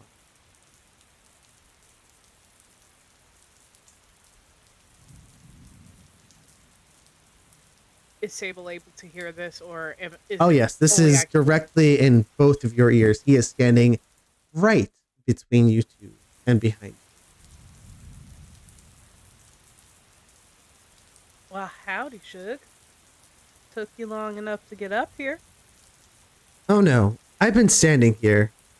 I just was making sure that both of you were here because I don't really like to show my face and I don't really like repeating myself. So I figure I say it once, we'll be good. I can respect that. I noticed you were sitting up on the bar, though. Any reason why you were doing that? Well, you see, Carl there, he's paid me to be security. But being that I'm a little less than unsightly, I'm not really a good face to have around the bar. Kind of drives away business. So I sit up there from above and keep my eye on people. And say unsightly. I would say you have the look of someone who means business. Don't you agree, Sable? I am up, not giving a quick nod, acknowledging that he could probably hurt me more than I would like. Well, to you, Sable, you've not seen him. You only hear his voice. Nix is the only one who was able to notice him. Can I then try to see who he's talking? You would like to see the unseen? I was just going to do like just like a basic insight, basically. Not insight, but you know what I mean. Sadly, as much as you look around, you can tell where the voice is coming from, but there's nobody there. You cannot see them. I'm gonna step aside from the voice in my ear and just kind of nod at it. Anyways, what brings such a ravishing young lady and such a studious woman into the bar tonight? Oh, we're just out on the town. Guess you could say we're on business. We're just here. And I wanted to know, have you seen anything peculiar? I mean, since you seem to be very observant. Yes. Yes, we have. I have noticed the last few nights that we've had some customers go missing from right out front. It's almost like they've been preparing to come in. They've been on their phones messaging a friend. And then, before anyone normally could notice, they've been whisked off, almost tackled at a speed where they don't even get to make a sound, and they've been taken away. We don't ever actually see them again. But me and Carl have been keeping an eye out because missing tourists, not really good for business. And that ends up bringing you Ivory kids down here. And we're just really not a fan of having you guys come by either, with your old rules. Oh, let me make it clear here, bud. I ain't like my friend here, Sable. I ain't one of those Ivor kids. I don't play by the rules. I just have her around just in case I need a little bit of backup. Ah, I see. So you don't have to worry. But, you said that it was like they were almost tackled.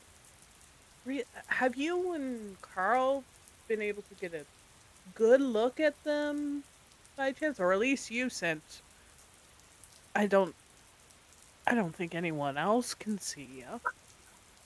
Sadly, I haven't been able to get a very good look. I have noticed that they're in black robes, but it almost just looks like a black blur. Runs out, snatches them, and is gone. It's starting to become a bit problematic, these robes. We're tired of them coming around, and tired of them stealing our Black robes, you say?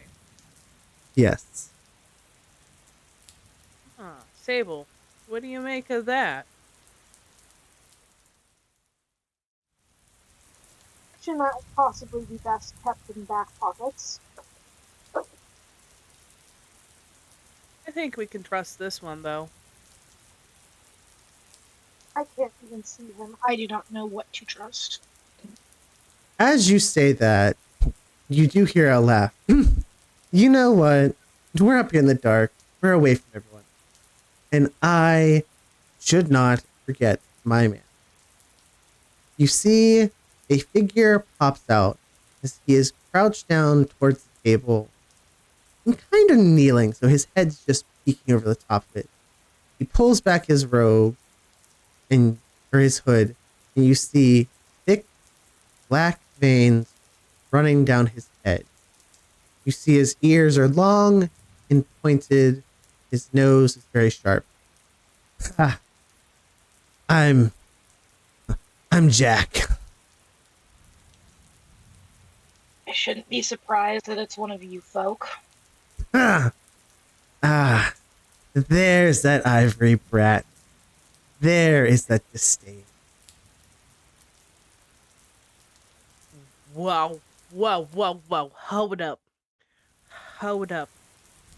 What do you mean by one of them folk? This is my buddy Jack right here. Just mean people who are aware that they should be not seen or heard, quite honestly. Lovely to have you two here. Well, as he said that, yeah. He smiles and looks more towards Nyx at this point, realizing that Sable is just going to look down on him, but Nyx seems to be a little more open-minded. Jack, my boy Jack. These tourists that keep getting snitched. Have you noticed anything about them that would maybe like a pattern or something? The only pattern I've really been able to concern myself with at this point is that they've been younger, and they all seem to be people who are not local to the area. Seems like it's mostly out-of-town visitors who are here for the festivity. Okay. You know how it is here in New Orleans. A party drags out and brings everyone out. Well, I mean, New Orleans is known for their parties. You and I both know that.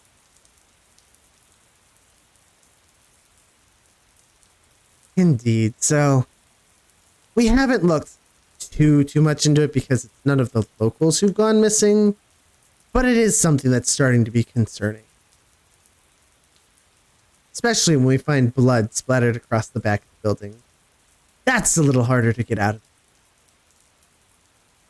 In the back? Yeah, they've been using the alleyways, and every once in a while we find blood splatters across the bricks back there. And then I've got to go out there, spray everything down with the hose, and, well, an invisible floating hose can be a little disconcerting. It makes it hard to do my job. I would find it funny, but I don't really think it's fair that you gotta do the cleanup. I mean, you do so much already. You're the security here. Why they got you cleaning the back? Because I am the only one who can move around without being seen. But I like you. You're good people. You're good. You... You're Mm, you're good people too, Jack. Trust me, you're good people too. Jack points down towards the bar and looks back at Sable. Looks like Carl's looking for you now. Looks like it started to clear out. You might want to get to it, Princess. Thank you so much for your time. I'll start heading down. And as you are getting ready to head on down there, Max and Sergey, how's the park going? Dark and scary. Dark and scary. Has there been anywhere of interest you've really been checking out? We're probably hanging around the fountain more than anything because that seems to be the only landmark that's available. And yeah, just looking for anything that pops out, especially like hooded figures or yeah. Give me a wits and intelligence roll.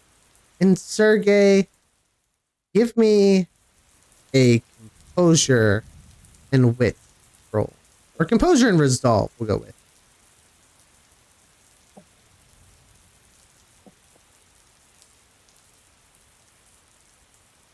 One success. Yes? Wait. Is that with one hunger die? With one hunger die, yep. Okay. Okay, yeah, that's a 2. Yeah, that's one success. 2 successes. 2 successes.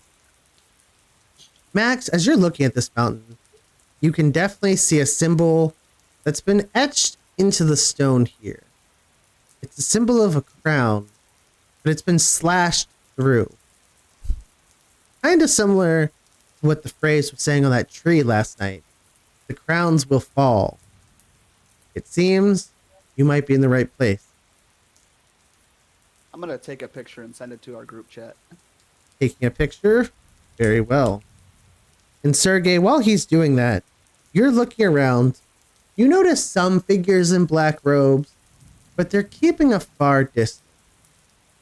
They've somewhat taken notice that you guys are there, but they're not approaching.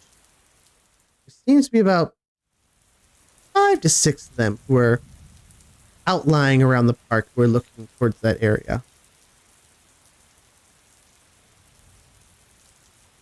5 to 6, you say?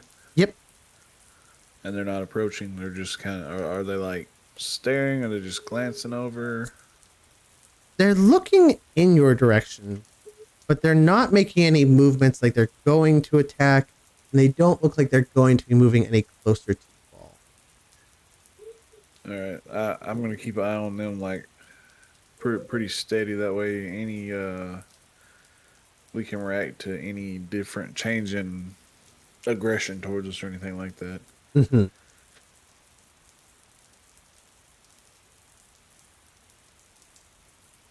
And Max, you've gotten now a picture of this symbol of the crown that has been slashed. You've sent it to the group chat, and you also notice near it, you notice a symbol that looks kind of like a voodoo symbol. Oh, we're definitely taking a picture of that too.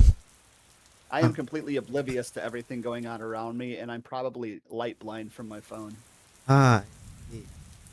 You were just intently staring at these different symbols. Yeah, I feel bad because we got jumped, so like I'm trying to grab hard evidence and make sure everybody has it so that shit doesn't happen again. Very I well. never say that, but I'm feeling it. Very well. Indeed. It is best to be prepared than unprepared. And as you're looking at that symbol, give me an intelligence and wits roll again.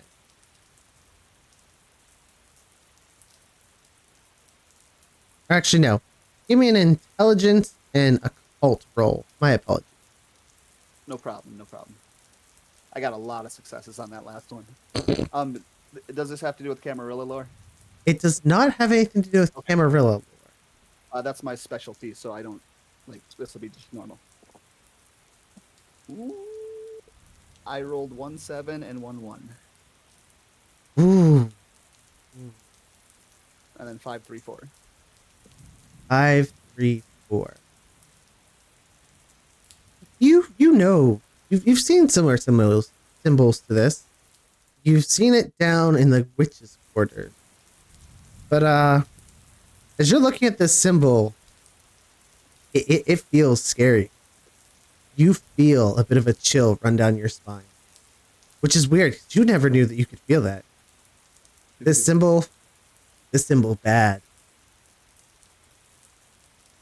Shit. Sergey, you got to take a look at this, man. He'll peel away from what he's doing and come over there and look at the symbol. Well, what is it, boss? Heebie-jeebies, look at this thing as I'm texting it to the group. Do I get the same feeling from it that he got? You do not. To you, this is just a drawing. It's an unusual drawing, and it definitely doesn't seem like it belongs here on the fountain. But it doesn't feel cold or scary like it does.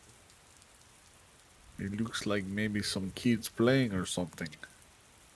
No, this is something's going on here. Let's get out of here.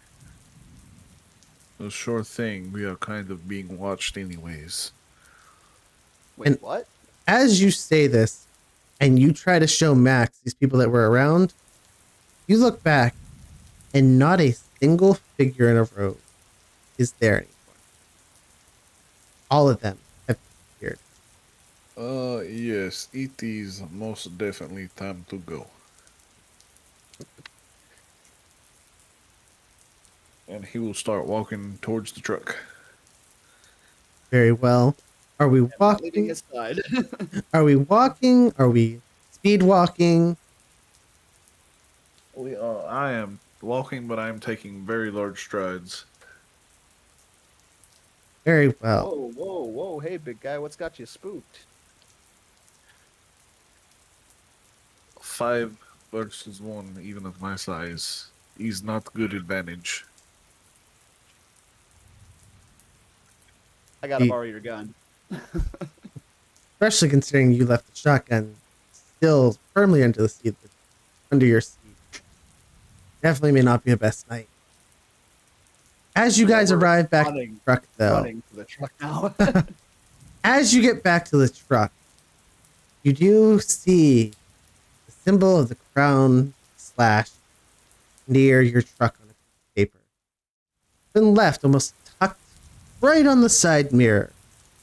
And it says, "We are watching."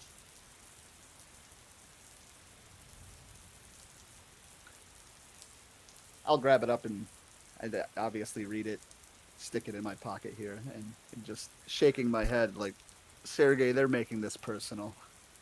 Might want to hold on to that. As you get into the truck, where are you guys going to go from here? Do we have the address for the bar? Indeed, Oh, yeah. you do. I guess that's where we'll head. Is that good with you, Max? I'll put it into Google Maps and tell them where to go. Very And I'll well. put that 22 in my jacket. But before we go, Sergey reaches under the seat and pulls out the over-under and breaks it open, make sure it's got 2 shells in it, closes it, and puts it back. It is indeed loaded. You don't leave this gun unloaded in your truck.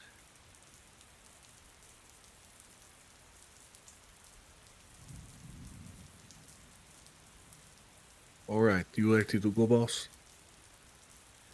Yeah, floor it. All right. And as you guys speed off to the bar, Sable, you've made your way downstairs. See Carl stepping out from behind the bar. got a cigarette in his mouth, and he motions to you. All right, kid, we're going outside. I'll follow dutifully. As he leads you around the side of the building, he's lighting up his cigarette. He's leaning against the wall, very nonchalant. He may know that you're a Camarilla, but it's a business night. Business is good. So he's in a better mood. All right, what do you want? I'm just trying to seek some information about the current going-ons of the club. Ah, I see. You talked to Jack in there? Yeah, he mentioned something about people being picked up into the air. Mainly, and I heard around that it's been a lot of out-of-towners. Damn it, Jack. Not supposed to tell the Ivory Tower. Ugh. Takes a long drag. Yeah, we've been seeing a lot of people in black robes coming by. They've been snatching up the kids really fast. Hell, there was one time last week, they actually picked up an actual kid. They were just out there looking for their parents, and next thing you know, I heard them crying, and I was gonna send out one of the other people to go get him, but by the time I turned around, he was gone. Is there any talks of who or what these are? What we've seen, it's a group that doesn't like either of our factions. There have been a lot of words scrawled on buildings with the symbol of a slashed crown. They keep saying the crowns will fall. I don't know. It seems like somebody's got it out for both of us. Do you guys have any pictures of these symbols anywhere? Any video? Yeah. He points behind you to one of the other buildings next to it. It's stuck in that building there. It's carved on there. And you can see on one of the stones, it's roughly the size of a human fist, there is a symbol that is a jagged looking crown with 3 slashes through it. I'm gonna take a picture of that, and send it out to the group text as well. As you are doing this, your phone vibrates and you get the 2 messages from Mac. You see the similar symbol of the slashed crown at the park, but you also see a symbol that looks really suspicious. It's a somewhat of a hoodoo symbol.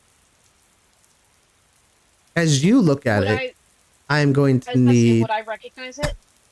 Roll me wits and... I swore you had something in it. Oh. Particularly. Give me intelligence and wits on this one. Or you can do wits and streetwise. Well, I'll take wits and streetwise. That's the much better option. And remember, you are at 2 hunger dice, so make sure 2 of those are blood dice. I am at 3 hunger. Yeah, you sated yourself yesterday. You're at 2. No, you've given me 2 extra today. I gave you 1 extra. Okay, cool. Then I took notes on that wrong. And have been rolling. Got it.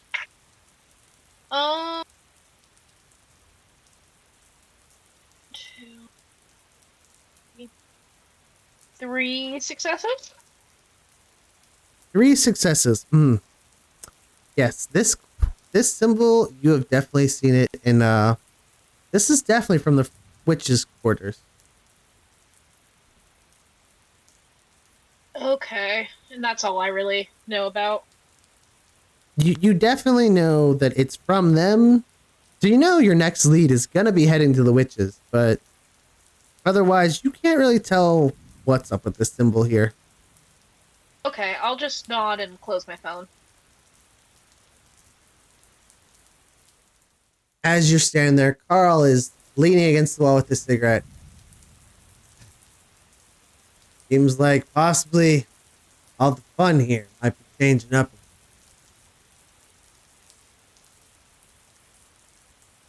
Has there been anything else you've heard about? Not just at work, but just anything of note? I have noticed that those werewolves that were in town, they haven't been around. They've all fled out to the swamp. Which is weird, because well, we don't really like them. Those guys were always alright. They always came by the bar to have a good drink. They tipped well. But I ain't seen them since we started seeing these symbols and since we started hearing about all these fights. Good to know. I will see if I hear anything about them just for their general safety. You do that. I don't particularly like werewolves, but good money is good money.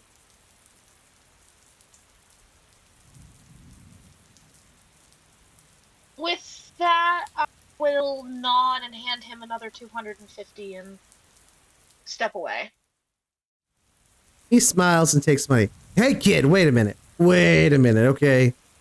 If you're giving me this much money, and I saw how much you gave the other guy at the bar, you gotta make sure you eat something tonight, okay? You're starting to get that look in your eye. That the beast is starting to sneak up on you. Make sure you get something to eat.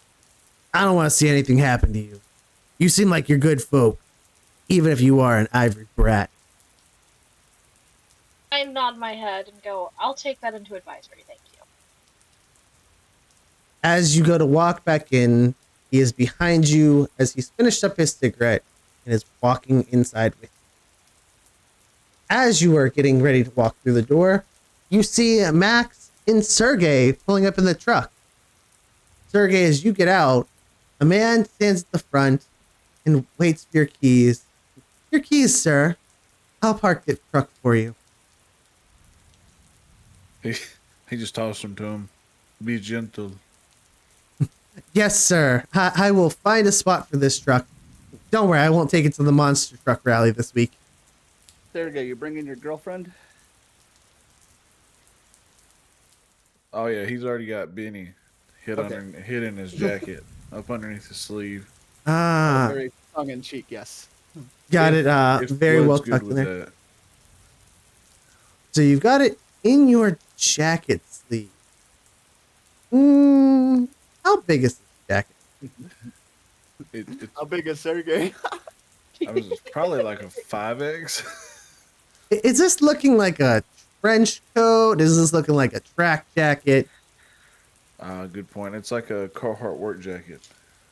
It might be a little bit noticeable there, but I did remember that you do have that back strap on, and you've got a large enough back because you're a big man that if you had something strapped to your back, it wouldn't really stick out. That strap is easy enough to rotate around your body. It is also sawed off at the handle and at the barrel. Yeah, then it would definitely fit well.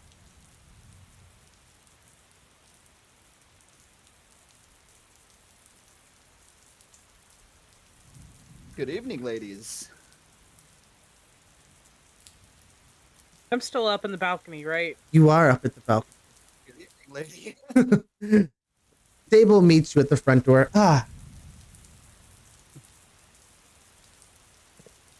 We have some stuff to talk to you about. Where's our friend Nix?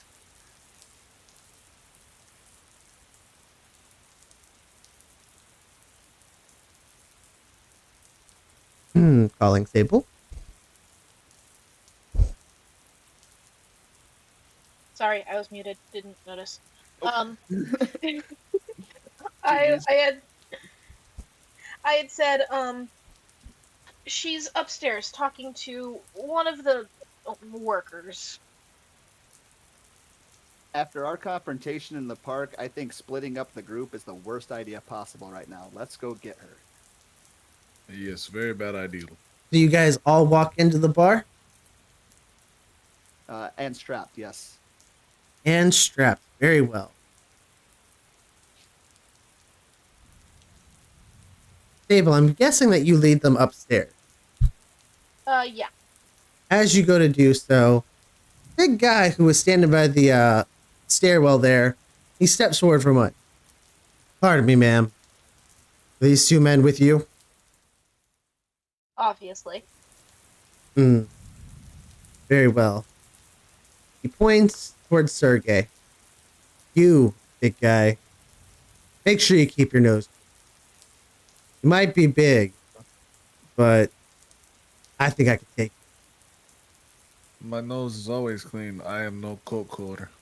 And do you want to wrestle? You know what? I get off later. You let me know, big boy. Yes. I maybe. He nods and reaches out his arm for yours. I hit him up like Alex Louis Armstrong, you know. Bam. I really sink it in there. He smiles, and then he grips your arm, giving you a very, very tight predator handshake. He squeezes your arm a bit, and just nods. Good man. He nods and let's go. Okay, let's go upstairs now. This is getting a little strange. He looks at Max and just looks like... I'm gonna send a nod towards Sable. She has pull. She has power in this place, and that is impressive. I glance over to see your nod and just kind of give a very casual nod back. Maybe a little shoulder shrug with it too, like, eh. Yeah. Very normal, very blasé to me. As the three of you arrive back up on the balcony, you see Nick sitting there. But Jack isn't there, Sable. He's gone back to hiding. Nix, your see the unseen, it wore off on him. You saw him for a bit, but now he's gone. But you still hear him. He's moved to your left side, away from the giant group that is approaching. They're with you. Yes, Jack. Don't worry about them. They're all good. They're good peoples. Especially the big one. Big one. He's really cool. The big guy who looks like he could throw me across the city. He won't though. Don't worry. He won't. Can I feel my phone vibrate? Indeed, your phone vibrates, and you receive those same pictures that Sable did, as well as the group. And for you, Nick, do you notice the symbol that was sent to you? Fuck yeah, I do. Let me roll. Come on, let me roll. Give me intelligence and occult. No. Oh, intelligence. Oh, yes, fuck yeah. Make sure to include a hunger dice in there, by the way. Okay.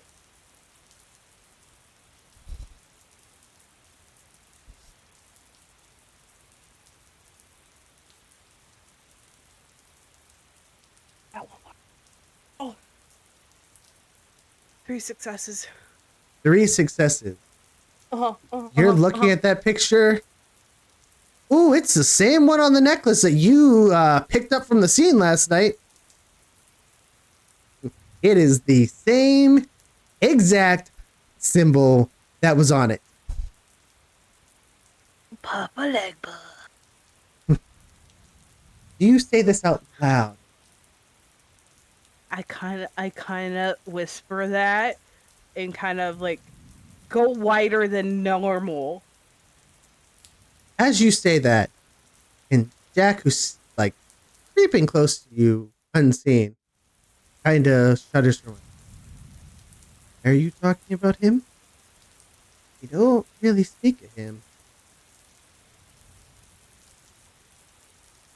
You got any information on the one that shall not be named, Jack?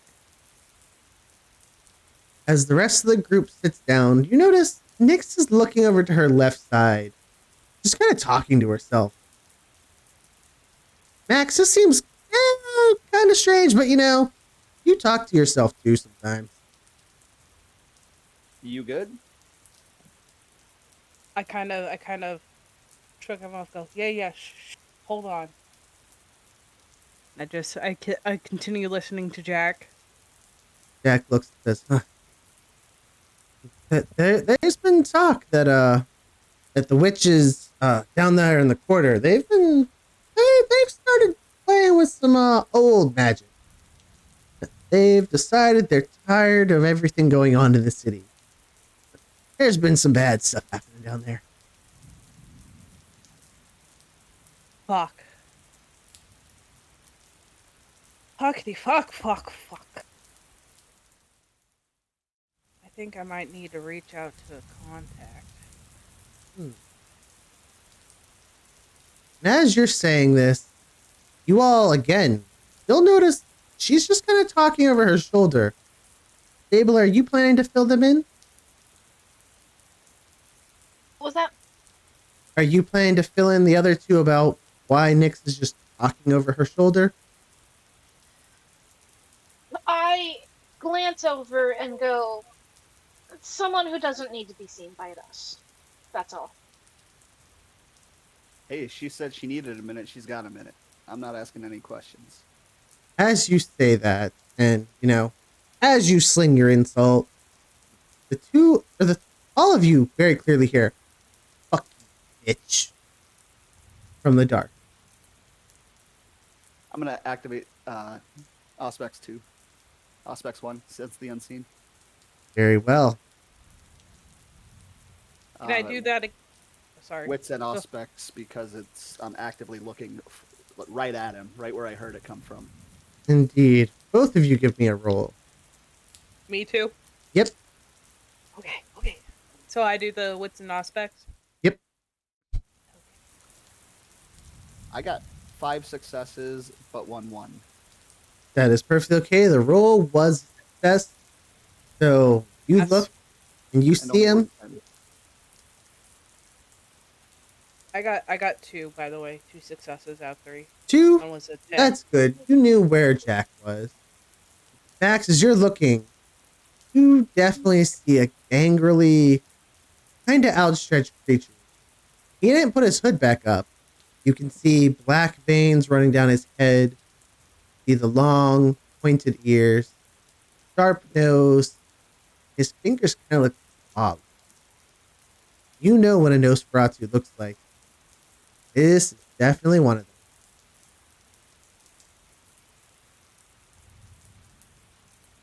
Listen, my friend, there's no need for mudslinging. I think you owe Miss Sable an apology. I don't think so. She came into my house and yet again feels the need to talk about the way I look.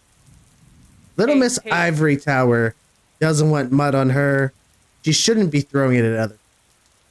Not all of us are blessed to look as good as the rest of you. Oh, is this your house? I'm sorry. We haven't been introduced. Yes. And as he says that, he drops his unseen presence. He reaches out a long claw-like hand. And technically, it's not my house. It's Carl's. He points to the older black man running the bar. But I'm second in charge. I take care of security. And you do such a great job of it, Jack. Have I told you? You do an amazing job.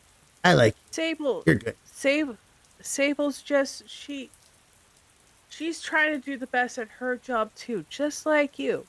Granted, she's from the tower, but you gotta respect her for doing her job. And being a little wary. I respect her. I just don't exactly like the way she speaks. She could work on it. Sergey will wave at him. Privet, comrade. I too am in charge of security. Ah! Big. Let me ask you a question. You are second in command. So what what makes you think you have the right to tell my friend she cannot reach in the fridge? Well, I tell her that because if I see fit, the others around the area, definitely will make sure of it.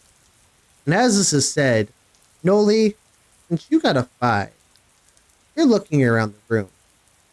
You notice there are quite a few Nosferatu up here on this level, as well as quite a few down mixed within the group. It seems that Carl has employed a very skilled group to watch his. Sergio put his hands up very well, and then in Russian he'll be like, they swarm like a pack of rats. I had understanding at the comment.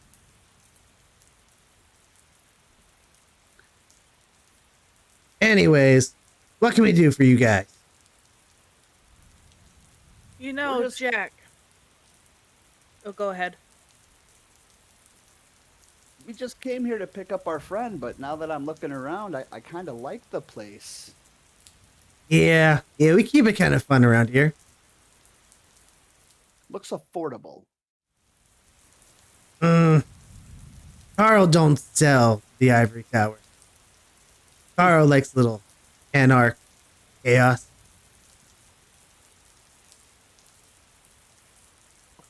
It's okay to keep the anarch and chaos in here. Once we're outside of these walls, then the rules are on other people's side.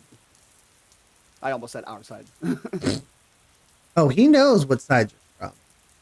He can smell it on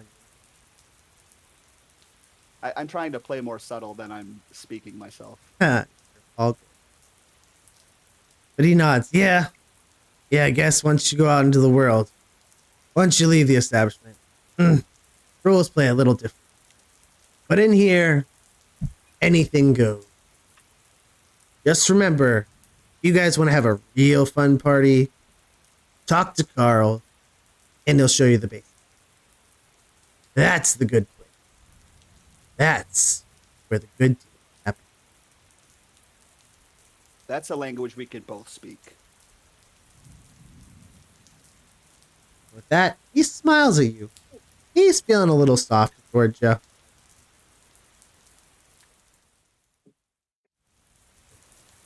He doesn't have to respect Sable. He just has to respect Sable around me. Because when I get mad, Sergey gets punchy. I didn't say that. Don't worry. I heard nothing. I look over at Jack and be like, so, Jack,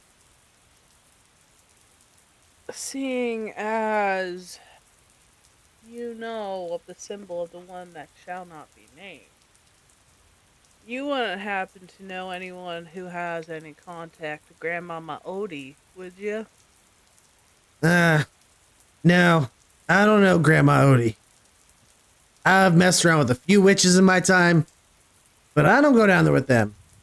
That group down there, it may seem like a bunch of parlor tricks and smoke and mirrors for the local, or for the tourists. But you start really digging in some of those shops, especially Ma Laurie or the Vu, and you'll find she's got some real stuff in there.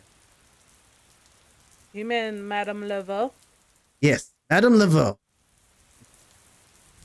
Sorry, I've known her on a personal level and get to call her Marie. But you go down. You let her know Jack said it was okay. And you, princess. I like you. But look a little, put a little bit of a smile on that face sometime, you know? You're not that bad. You might be an ivory brat, but you ain't so bad. Put a smile on sometimes. People might like you a little better. Hopefully Carl gave you a good time. I just kind of nod in his general direction, and I got the information I needed. Thank you again. Good. Jack's a good guy. He'd take care of you. Oh, I know you will, Jack. By the way, can you let Carl know if he has any more information to reach out to us? Sure. You got a phone number? Oh yeah, I do. And I write mine down and Give give it to him you give just your phone number to Jack? and my name. Name and number. And if you hear anything from uh Madame Laveau before I do, can you find out by chance if she knows anyone who might have connections to Grandmama Odie? I'll keep an ear out. Oh, Jack, I knew you were the one to ask. You're the best, Jack. Well, anyways, I gotta get back to work. You stay beautiful. Rest you, keep your nose clean, but have a good time. And with that, he goes back to being unseen. You can hear a bit of a whoosh as he grabs hold of the railing and lunges. From there, you don't see him. Next, you know he's probably right back behind the bar, standing up in that window, leaning against the wall, looking out. I just I I kind of did like a cheers thing with my Long Island towards him, kind of like letting him know thank you very much from over here, and kind of pour a little bit out for him. Well, the group is all back together. Does anyone have anything they'd like to discuss with each other? Hey, so let's put our heads together real quick, but remember that we're not. It's not clean here, so keep our discussions discreet. I have a question for you two. Neither one of you can turn into flying rat, can you? You mean a bat? Yes. We made a friend. You made a friend with a bat? And I kind of get a sparkle in my eye and smile. No, You're half right. we did not make a friend with a bat. We made a friend with a bat. Well, Your friend has a bat? Max made a friend with a bat. David, what were you going to say? I was about to say not that it's per se the most prevalent. I do not turn into a bat. We made friends with some more of those robed figures. It was uncomfortable and we were quite outnumbered. But we did happen to find the stake. I do have that, and you have the same information that I have. Read pictures. Yeah, so about that last one. Let's just say I might have some information. I need to do a little bit of digging with some friends of mine. But I know that symbol. And We should grab a Let- table. yeah, I was gonna say Oh, don't worry. I You guys don't are think that seated at a table up here. This is a Oh, we are. Okay. this is a small private booth where there's not anyone. You're good. Is there an assumption that we can get vampire refreshments? Indeed. You notice a I'll server put my standing hand towards up the and, stairs. Call the server, please. They nod can I- and move over quickly. Can I make eye contact with the guy that let me up here and kind of give him like a nudge, nudge, wink, wink from where I'm at? He looks up. He's been keeping his eye on all of you. Per someone's orders. He nods. And he claps, and another server appears next to him. And he points out a young college kid. Young, nice lady. She's definitely dressed in a gothic fashion. And she's definitely had a lot to drink. She's tumbling around. She's kind of, flirting with everybody. The server mentions to her, one of the ladies up on the balcony would like to speak with you. And as she's being led up, the other server comes over to Max. Yes, sir. What can we do for you tonight?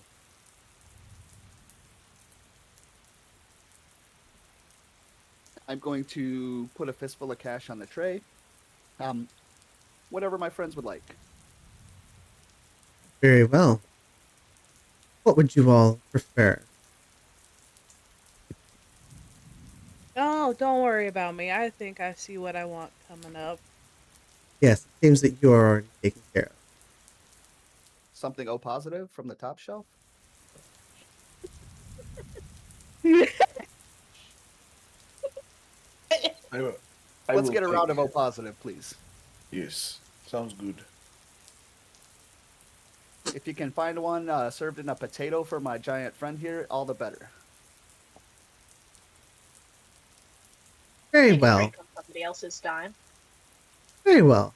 Someone large for him. I think someone eloquent for you. And for you, miss? Me? Staple. Hey, well, that's not a lot of work. Just something quick and efficient, please. Very well. Very well. We can send someone else. As That's this, my prey exclusion as well. I can only feed on somebody when it's consensual. see. Well, yes. They are bringing up 3 members who seem to be very willing. The server looks to you as they bring them back to the table. Don't worry. These 3 are longtime guests. They know the rules. They know the way we play. And they know nothing gets said. She says as she looks at the 3 of them. And as they say this, and they're walking away, they'll say, oh, for some more privacy. They pull a string, and curtains that are a nice crimson red come down, gilding the balcony. And at the bottom of the stairs, security guard standing there, puts up the rope, the sign says out of order. No one else is coming up. This is some frickin' service. I know, right? We gotta remember this place. Fuck yeah, we do. No, Man. I have never been here before. We should give them 5 stars on Yelp. 5? Why not 10? Does it go to 10? Sergey does not use the internet. I don't fucking know. We will give them the highest rating. indeed. Max, sitting next to you at this point, the lovely young lady in a very, very slender, lovely looking evening gown. Got a gold shimmer to it, with very large silver dangling ears, and crimson red lips. Nick, you already know what your quarry looks like. She's in all black, knee-high combat boots, covered in spikes, lip piercings, choker around her neck. Sergey, they brought you a bigger woman. She's not unsightly, but she is a portly woman. She has a very beautiful look to her still. Her face is very shaped in with long black hair. I also have a prey exclusion. What is it? What do you have? Sergey won't feed on women, only men. Correction. Let us rewind the table there. Is a portly business-looking man. He's a big guy, but he's not a fat man. He looks like he works out. Not as much as you, but he's big. He has combed back black hair, black gloves on, and a very auspicious red tie. And for the table, for you, it is someone who's dressed very plainly. They're dressed kind of just like a normal person. They didn't get all glitz and glammed up out tonight. They're beautiful, but they've got that she's all that type of beauty. It's hidden beneath everything.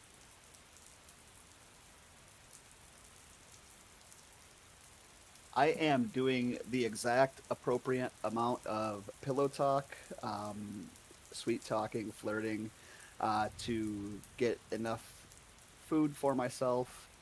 Um, it comes off as cool, but anybody actually paying attention sees how clinical and efficient it is. He's just getting the job done. Um, as soon as Max feeds, lick the wound and use dominate on her to forget. Absolutely. She is smiling. She's blushing. She's flirting back with you.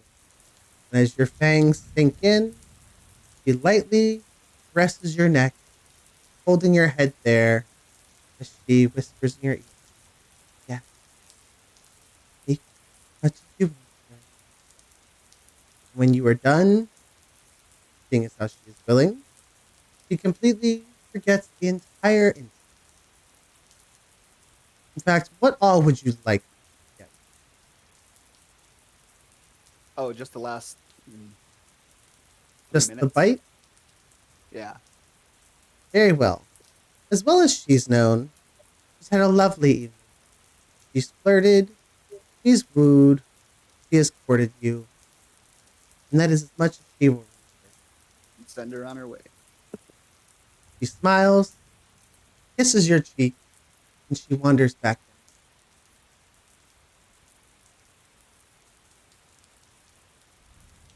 For Nick? me, since I already had a, some blood from earlier, I just whisper in this in my meal's ear, "Don't worry. This will be all a dream. This will be all an inspiration to you. Maybe you'll use this as something to write home about or write about, but it'll be the details, the fine details will be all blurry. You won't remember anything other than that you had a good night." And I take just a little bit, get me that buzz that I had lost back. Mm. She smiles. She leans in very close, sitting in your lap. She's not at all shy. She leans in, pressing her very large breast against your chest, and nips at your lip. Don't worry. I think both of you are going to get a very, very lovely day. And then she moves her hair from the side of her neck, letting it bare to you, and smiling. As you bite in, digs her hand into your waist, and her thighs tighten around your waist. She is clearly very. And afterwards, after you've had a small bit of blood and lick the wound closed, is there anything else you're doing?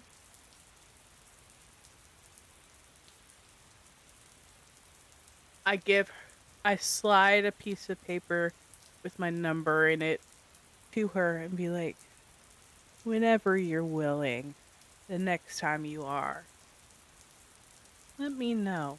And if I'm hungry again, you will come." Are we using any abilities, or are we just being accepted? Hold on.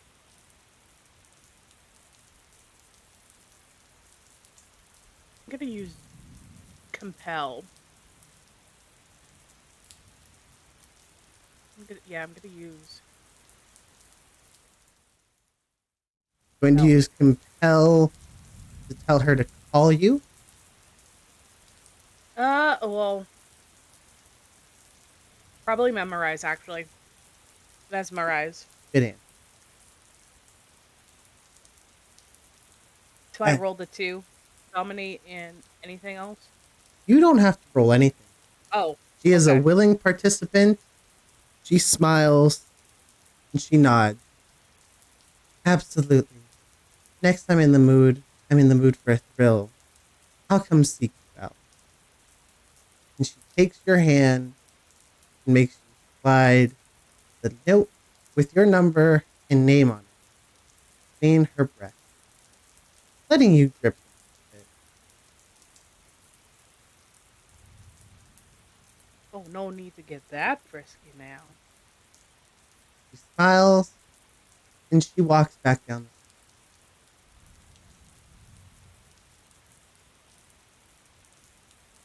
stairs. Sergey, Sergey, he looks the guy dead in the eyes. So, you already know what is going to happen. yeah, I know. Okay, well, that makes this easy then. You know, Sergey will show you some things, you'll show Sergey some things. Maybe, if we both like, we can wrestle one day. Sound good? Clothes stay on, pal. I may let you bite me, but I ain't playing that way. Hey, look, when we wrestle, when we do sambo wrestling, we wear a gi. What are you talking about? No clothes off. Good choice. Go ahead, pal. Have your fill. And Sergey will put one big hand on his shoulder and the other on the side of his head, feed and take what he needs, and then lick the wounds so they close up. Very good. I shall think of you as a comrade from now on. Very well, sir. He nods. He cracks his neck because he did push a little hard, but not enough to hurt him. But he cracks his neck and he walks back down the stairs. Stable. You have been willingly offered blood, and it has been paid for by your employer. You are currently under max employment. I look at the meal and just motions for her to bend her neck. The woman looks a little stunned. Normally there's reporting, but as you are the boss at this point, she agrees. She leans in, moves her hair out of the way, goes with her neck. I go in for a bite and then quickly glare in her general direction and go, I assume you know not to talk about this. She tries to speak, but the ecstasy of the moment has her smiling, and she just lets out a nod, knowing that if she wants to enjoy this and enjoy a dominating woman who will take what she wants whenever she wants it, that her mouth is silent.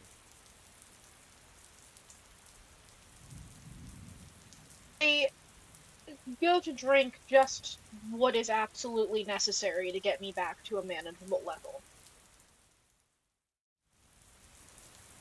Very well. So you are back to one hunger. You do not drain them to death. And I will clean up my wounds to make sure she's left somewhat decent and immediately finish up. Very well. Do you use any abilities? No need, she's not going to talk about it. Very well. She walks off. She is headed back down the stairs. Four of you are left alone again. The waiter comes by and says, I know you all were talking about some sensitive things. Shall I keep the curtains drawn as to keep eyes off of you? It's not the Yes, eyes we're please. worried about. Oh, don't worry about the other staff. They know very well that anything said here doesn't leave the door. Then yes, please leave the curtains. Very well. And she also makes a point to mention to you, don't worry, none of the unsightly like to really hang out. They know that this is the place where Carl could die. They're not. So speak freely. And she keeps the curtain drawn, and she leaves the booth. She walks back down the stairs, stands along the security. Can I do some table talk really quick and do let you know some feeding preferences? Yes. So I will not touch any witch, whether that's human or non. Like I won't touch anyone, and I will get like berserk level crazy if someone goes after someone a witch and tries to feed off of them. Gotcha. I will keep a note of that. That is all. Very good.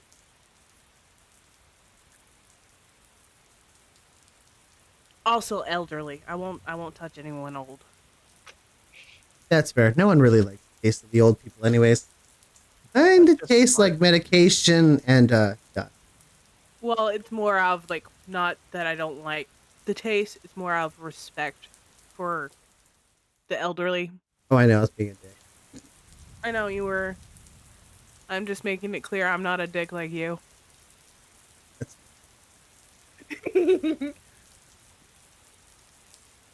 Shall we resume? Hey, Blood. here.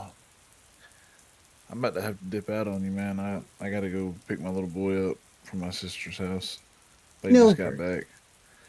So you can just do with Sergey what you see fit, and I'll listen back to the end of the VOD so I'm caught up for Sunday. Very well. I will. In fact, give me 1 second of your time. As we start wrapping things up, Sergey does receive a text.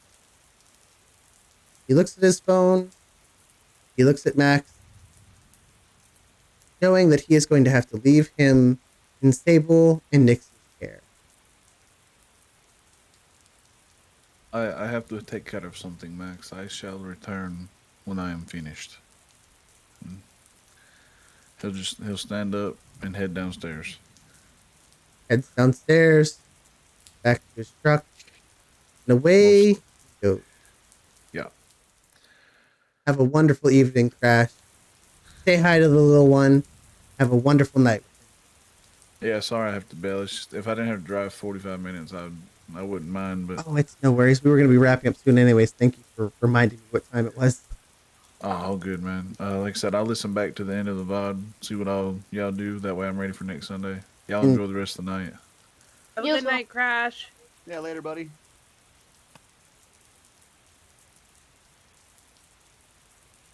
And then there were three. That was odd. Again, just like when I was feeding, I'm playing it cool, but anybody that's actually paying attention can see I'm a little shaken up. You okay This is not my there? comfort zone. You okay over there, Max? Listen, there is absolutely no way that we're not being listened to right now. I guarantee you at least 20 of these fools have heightened senses on us. So again, respectfully, let's keep it real low key here. I Well, do think find we're in myself trouble. inclined. Oh. I do find myself inclined to agree with you on that. Somebody's always listening. yeah, Always. and some of the stuff I know definitely don't want to be dropping names up in here for our own good. I will cut them in on the note left by the truck. I think we're being hunted specifically, or at least being a high priority target. And if you could shed some light on that hoodoo voodoo symbol that we were talking about earlier, that would be great. So I kind of divulged a little bit that I found a brooch and write down the name of the Papa Legba. I go, for right now, he shall not be named, and kind of push it to the center where Sable and Max can see the name. But I may need to put some feelers out on this, especially seeing as you found the same symbol.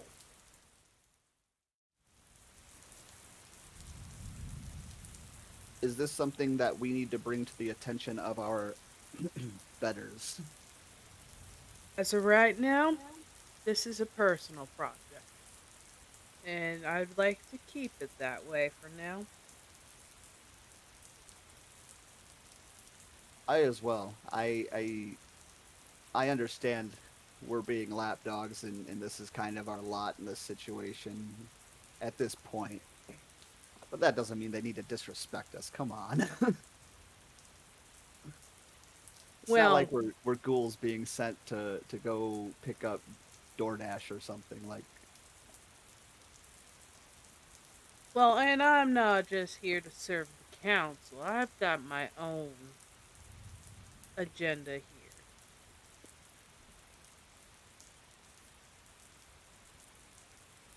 well, I hope that your agenda can also be our agenda. And if you need help, please reach out.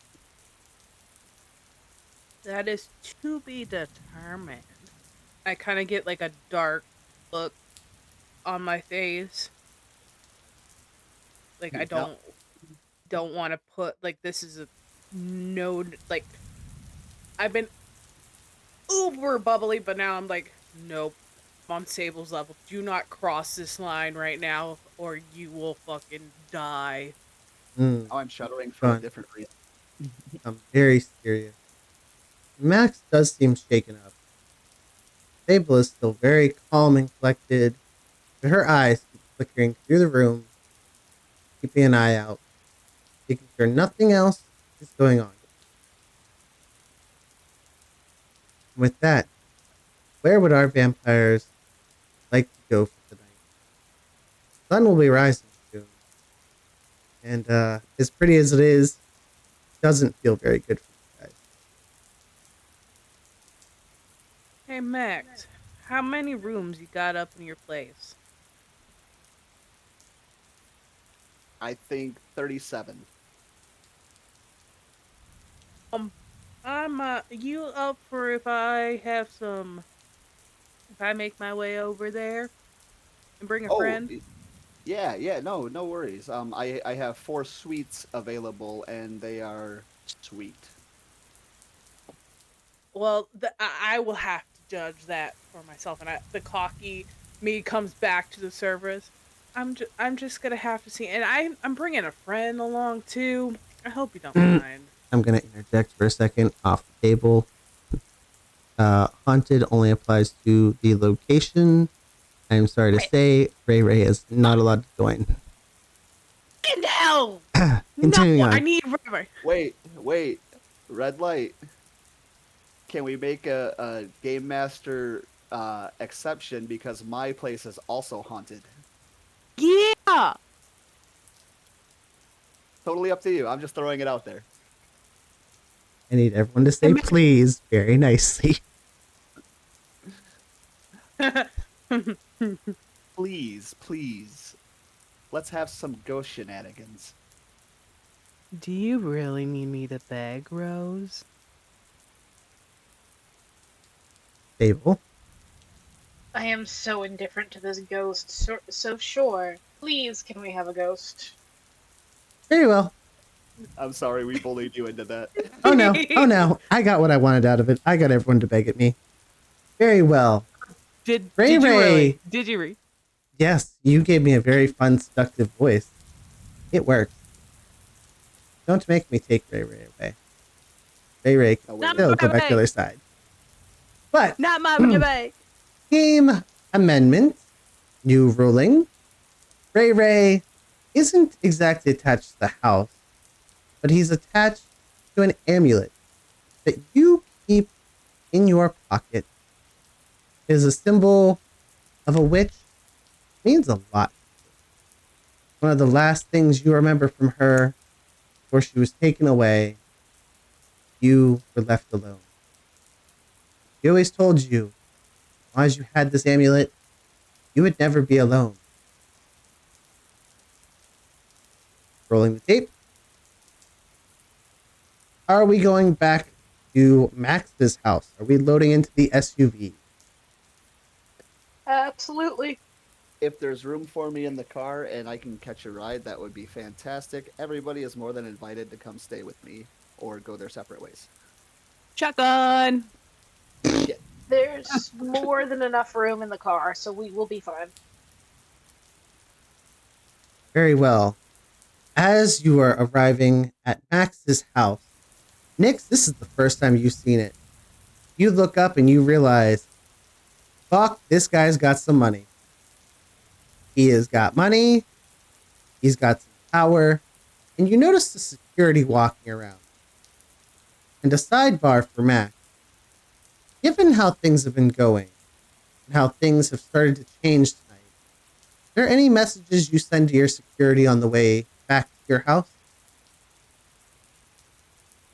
We're already on high alert. I don't think we need to push it more than that. Very well. I personally will be on super high alert, but I think at this point, the powers that be have been contained to the park so far. So if we start seeing them outside, yeah, it might start becoming an issue. But as of right now, there's no need to panic the humans. Very well. You all turn, heading That into... might bite me. That might bite me. This might be the first place they come, but Very well. we'll find out next time. As you roll into the driveway, the armed security, they meet you at the gate, they allow you in, and the valet waits for the keys from the table. Sergei's truck is not here. Do you know that he's a good lad? He's going to have some of this. He'll be taken. Table as you hand over the keys, they ask you, should we keep this parked here for the night? We can park it inside the garage over there, so it's out of the way. Or we can take it back. Let's park it in the garage, just in case. Thank you. Very well. It'll be placed in the corner, away from somebody's truck, so he doesn't bonk. Much appreciated. At the end of the day, this is not my property, so please take care of it as such. Oh, and Mac, there was a letter left for you, by the way, after you all left La Laurie. There was a note delivered by the council. I've left it in your quarters. Well, let's get this over with. We're not even there and they're chewing us. Come on. I stop Max really quick and say, hey, do you mind if I ask some of your peoples to grab me a few items from my place that I could really use right now and really need? Oh, yeah, hey, Sam. Yes, sir. Snapping fingers. Hey, for the rest of this evening until the sun rises, could you pretend to be a personal assistant for my friend Nix here? He bows politely and looks towards me. We live to serve, ma'am. Whatever you would like, you let us know and it's taken care of. Why, With discretion. Yes, of course. We will keep discreet, but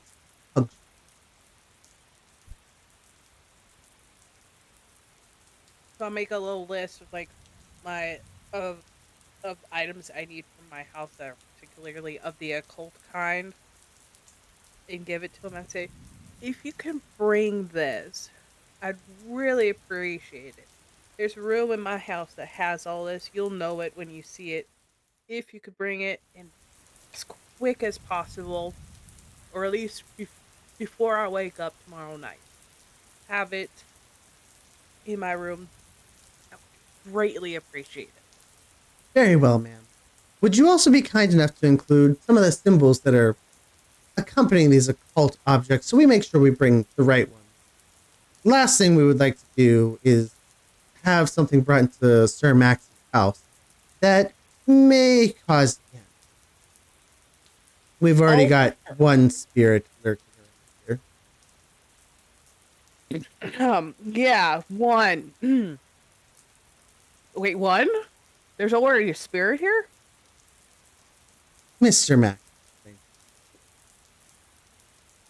And with that, Okay. they take the note from you with the symbols drawn, and they And go. I do a little before I leave. Before they leave, I do like a little, like a draw. I take some water from the bathroom or something, and draw like a little symbol on their forehead really quick, and go. Don't worry, this is just for protection. Don't worry, and just give it to draw that symbol on their forehead. Very well. Let me make it there. And as they are willing, they will not resist. They allow you to draw a symbol on their head.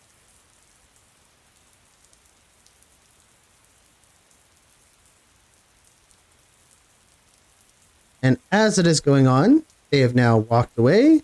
They are loading into a separate vehicle that they keep, and they are going to your place. As Max leads you inside, Sable, what are you doing? I'm gonna check my phone again to see if I've heard back from any contacts. Indeed, there is a message on your phone. The ID was real.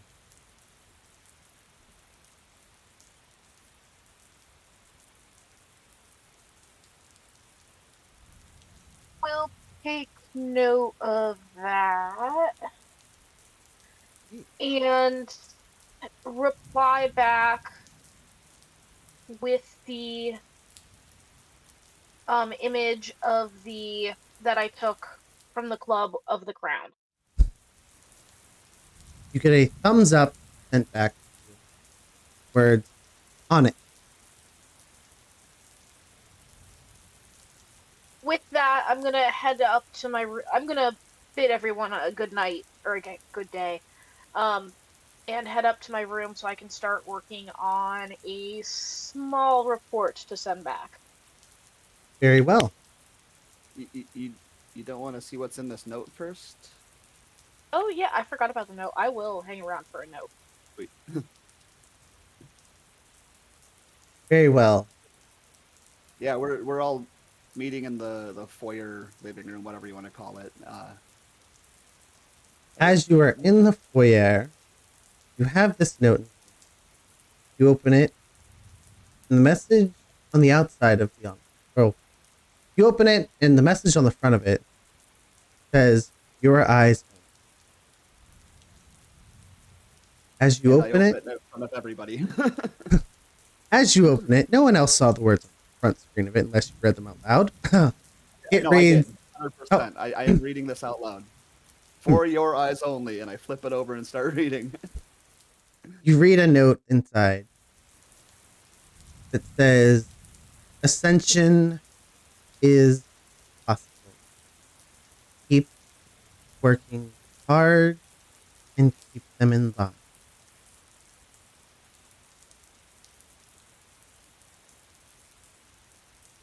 Jotting this down real quick. And are we continuing to read this? Or in everyone? Oh, absolutely. Very well. Then everybody please make note of that. You have heard this letter that was for Nova. Already noted. Now, I hope I don't have to say, but I'm going to say the quiet part out loud here. In any great establishment, it's not just a person, right? It's a crew. It's a diverse set of people with a diverse set of skills. and I have aspirations to be somebody, whoever that might be. But at the end of the day, nobody's getting there alone. I hope you understand and trust that my loyalty is to our group before anybody else.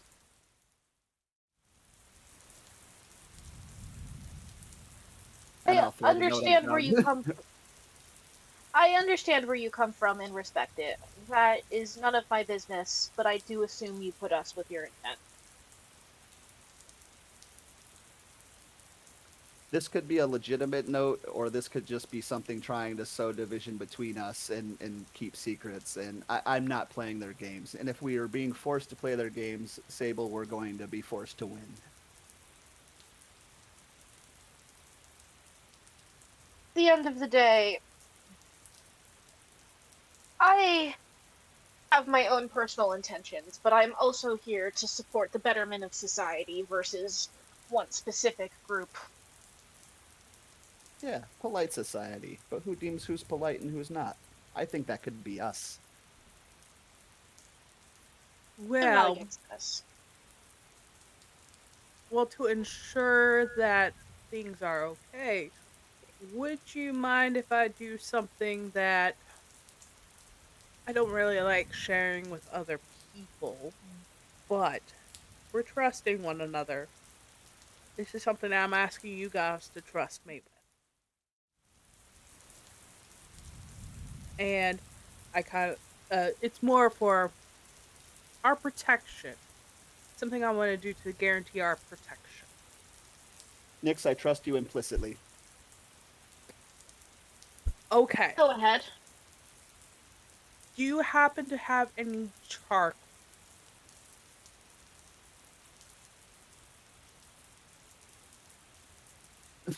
Uh, And salt. probably salt. Probably. I don't know why I would have charcoal. You do have a very large fireplace, though. It does have Fireplace. ash We can make and charcoal, yeah. old pieces of wood left. I'm going to move us to another room far away from the fire and ask one of the guards to help out and create for us some charcoal, please. Very well. They bring you a piece of wood that's no longer smoldering. It still has a little bit of warmth to it, not enough to cause any problem. Will not be reigniting, but is shaped very plyly to a point where you can use it to write. Sweet. By the way, Table Talk, I did post in the channel 2 runes that I'm going to be doing. They're circled. One being the bottom one, which I put on the people that are getting my stuff. Top one is what I'm going to be doing around the house. Did you put this in the Oh, secret box or the group box? Group Vampire one, box. group one, so that way you could see it too. This is something you can see too. Okay. So, Max, if you don't mind, can you have one of your people show me all your entryways into the place, and I will take care of this as quickly as possible with some salt and the charcoal. I assume whoever delivered is still standing there, and Yes. I'll just They kind of motion. Yeah, absolutely. Okay. Well, I go off and I do the home protection rune through those areas to make sure it's sealed off with the circle of salt around it. As you are doing this, I'm going to need a wit and resolve for each doorway that you are doing. I will say there's a front, a back, there's a sideway to a patio, an upper side where there's a balcony, and a garage. Hold on. 5. Front, back, 5. Okay. 5. I need to do 25 rolls. No, you just do 5 rolls. 5 rolls. Just 5. Okay. And you'll have 6 dice, and only one of them will be a hunger dice because you were down to 1 hunger. And make sure, Sable, you have also noted that you are back to hunger. 6 dice. Already got it. Mhm.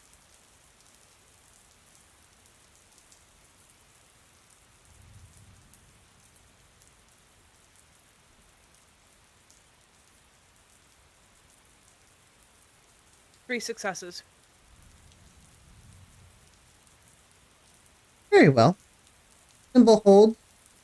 It is in place. You will not know if it fully works unless someone tries to begin. So you're pretty confident in yourself. You're pretty sure that you know these symbols well enough. They will last.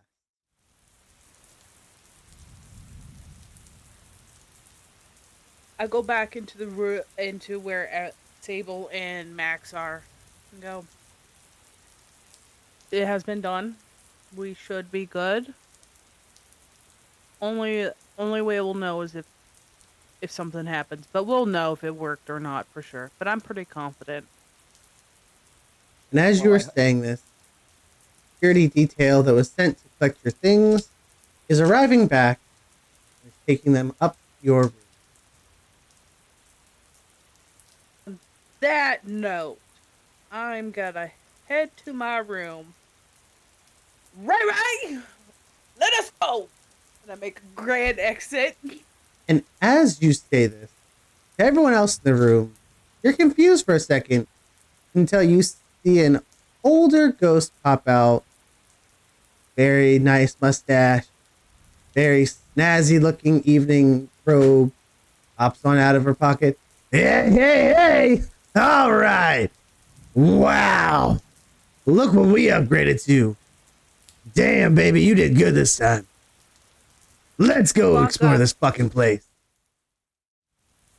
I'm gonna go to sleep for a little bit, but feel free, Ray, to explore. Is that okay, Max? I don't even let him finish. That's okay. That's okay. You explore, Ray. You have some fun. I told you were gonna have some fun. Woo! And he is whisking his way up the stairs. We now are left with Mac and Sable. If there's nothing else, I will be happy to turn in for the evening as well. Very well. Don't go far. Sable?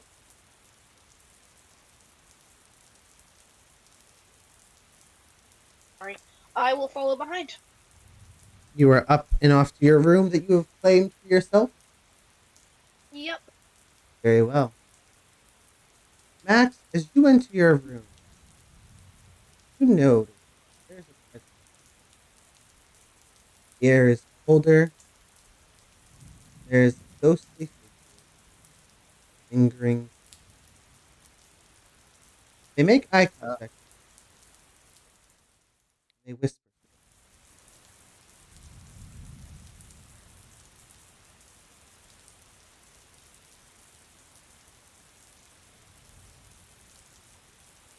I visibly jump. What the fuck? Oh, man. You know. You've seen me all along. I tend to keep myself out of sight. But I've been. I've heard your. I've heard your ask. I know. You keep sight. Chance favoring you.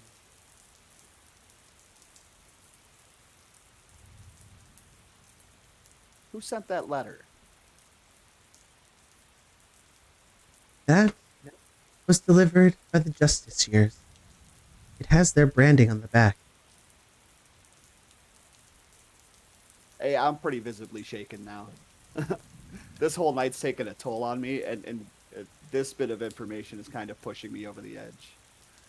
As you hear this, you babble, you stutter a bit, and you go to ask questions. As you ask, the figure evaporates, sinking through the floor. You're not sure if this is your Malkavian ways. Your mind has finally caught up to you and is finally cracking after all the years. Or if this was real. this figure that you've always thought was around your house is actually here.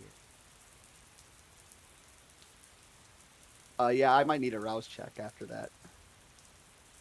You know, I think we do need to do that. I rolled a 4. 4. Your hunger has gone up. You haven't hit a frenzy or you haven't hit fear, but you're definitely now left confused, freaked out. You've known that there's something in your house, but you've never fully seen it. Now, you know it's seen you, and it is now eyeing you up. Finally decided to make its presence. And I know that bulletproof coffins don't stop ghosts, so I am sleeping very, very poorly. And with that, we are going to end our vampire story here tonight. Chapter 2. If I can remember the title, because I fucking made it dark. Shadows in the Park. I want to thank our special vampires tonight. Holy Noli, the urban or suburban witch, Bro Wolf 9, and Crash Pack Gaming. Without these guys, this whole game would not be going on, and we would not be able to have all this fun and joy we have been having, guys. So thank you. We will be back next Sunday doing more of this.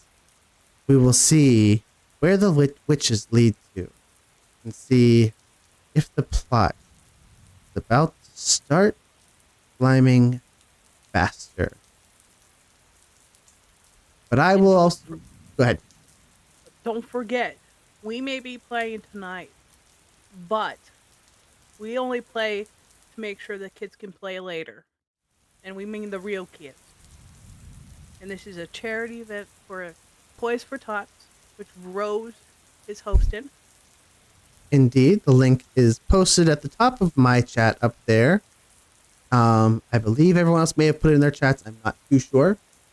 I might have to just put it into the group thing for everybody. But that, yes, all donations from this month as well as next month go into a separate PayPal account for Toys4Tots.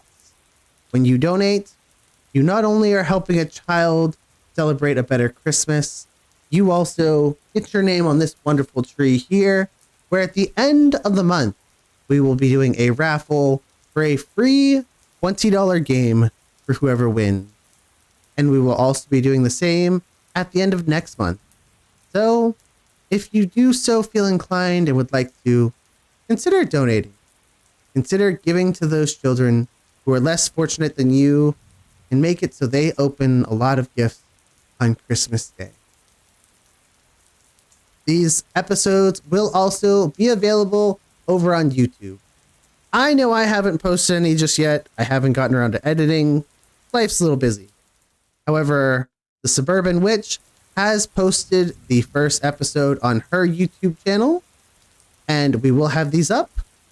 And until next time, guys, bye-bye. But stick around, because we are going to have another vampire movie night in my Discord. So if you would like to join us to watch the second movie in the Twilight series, we're doing this if you haven't seen it, absolutely join us right there at that link and jump on in and have a good evening with us. And until next time, remember that we love you, each and every one of you out there, and we're proud of you. Whether you did something great this week or whether you just made it through, that's okay, because you don't always have to be productive. So until next time, bye-bye!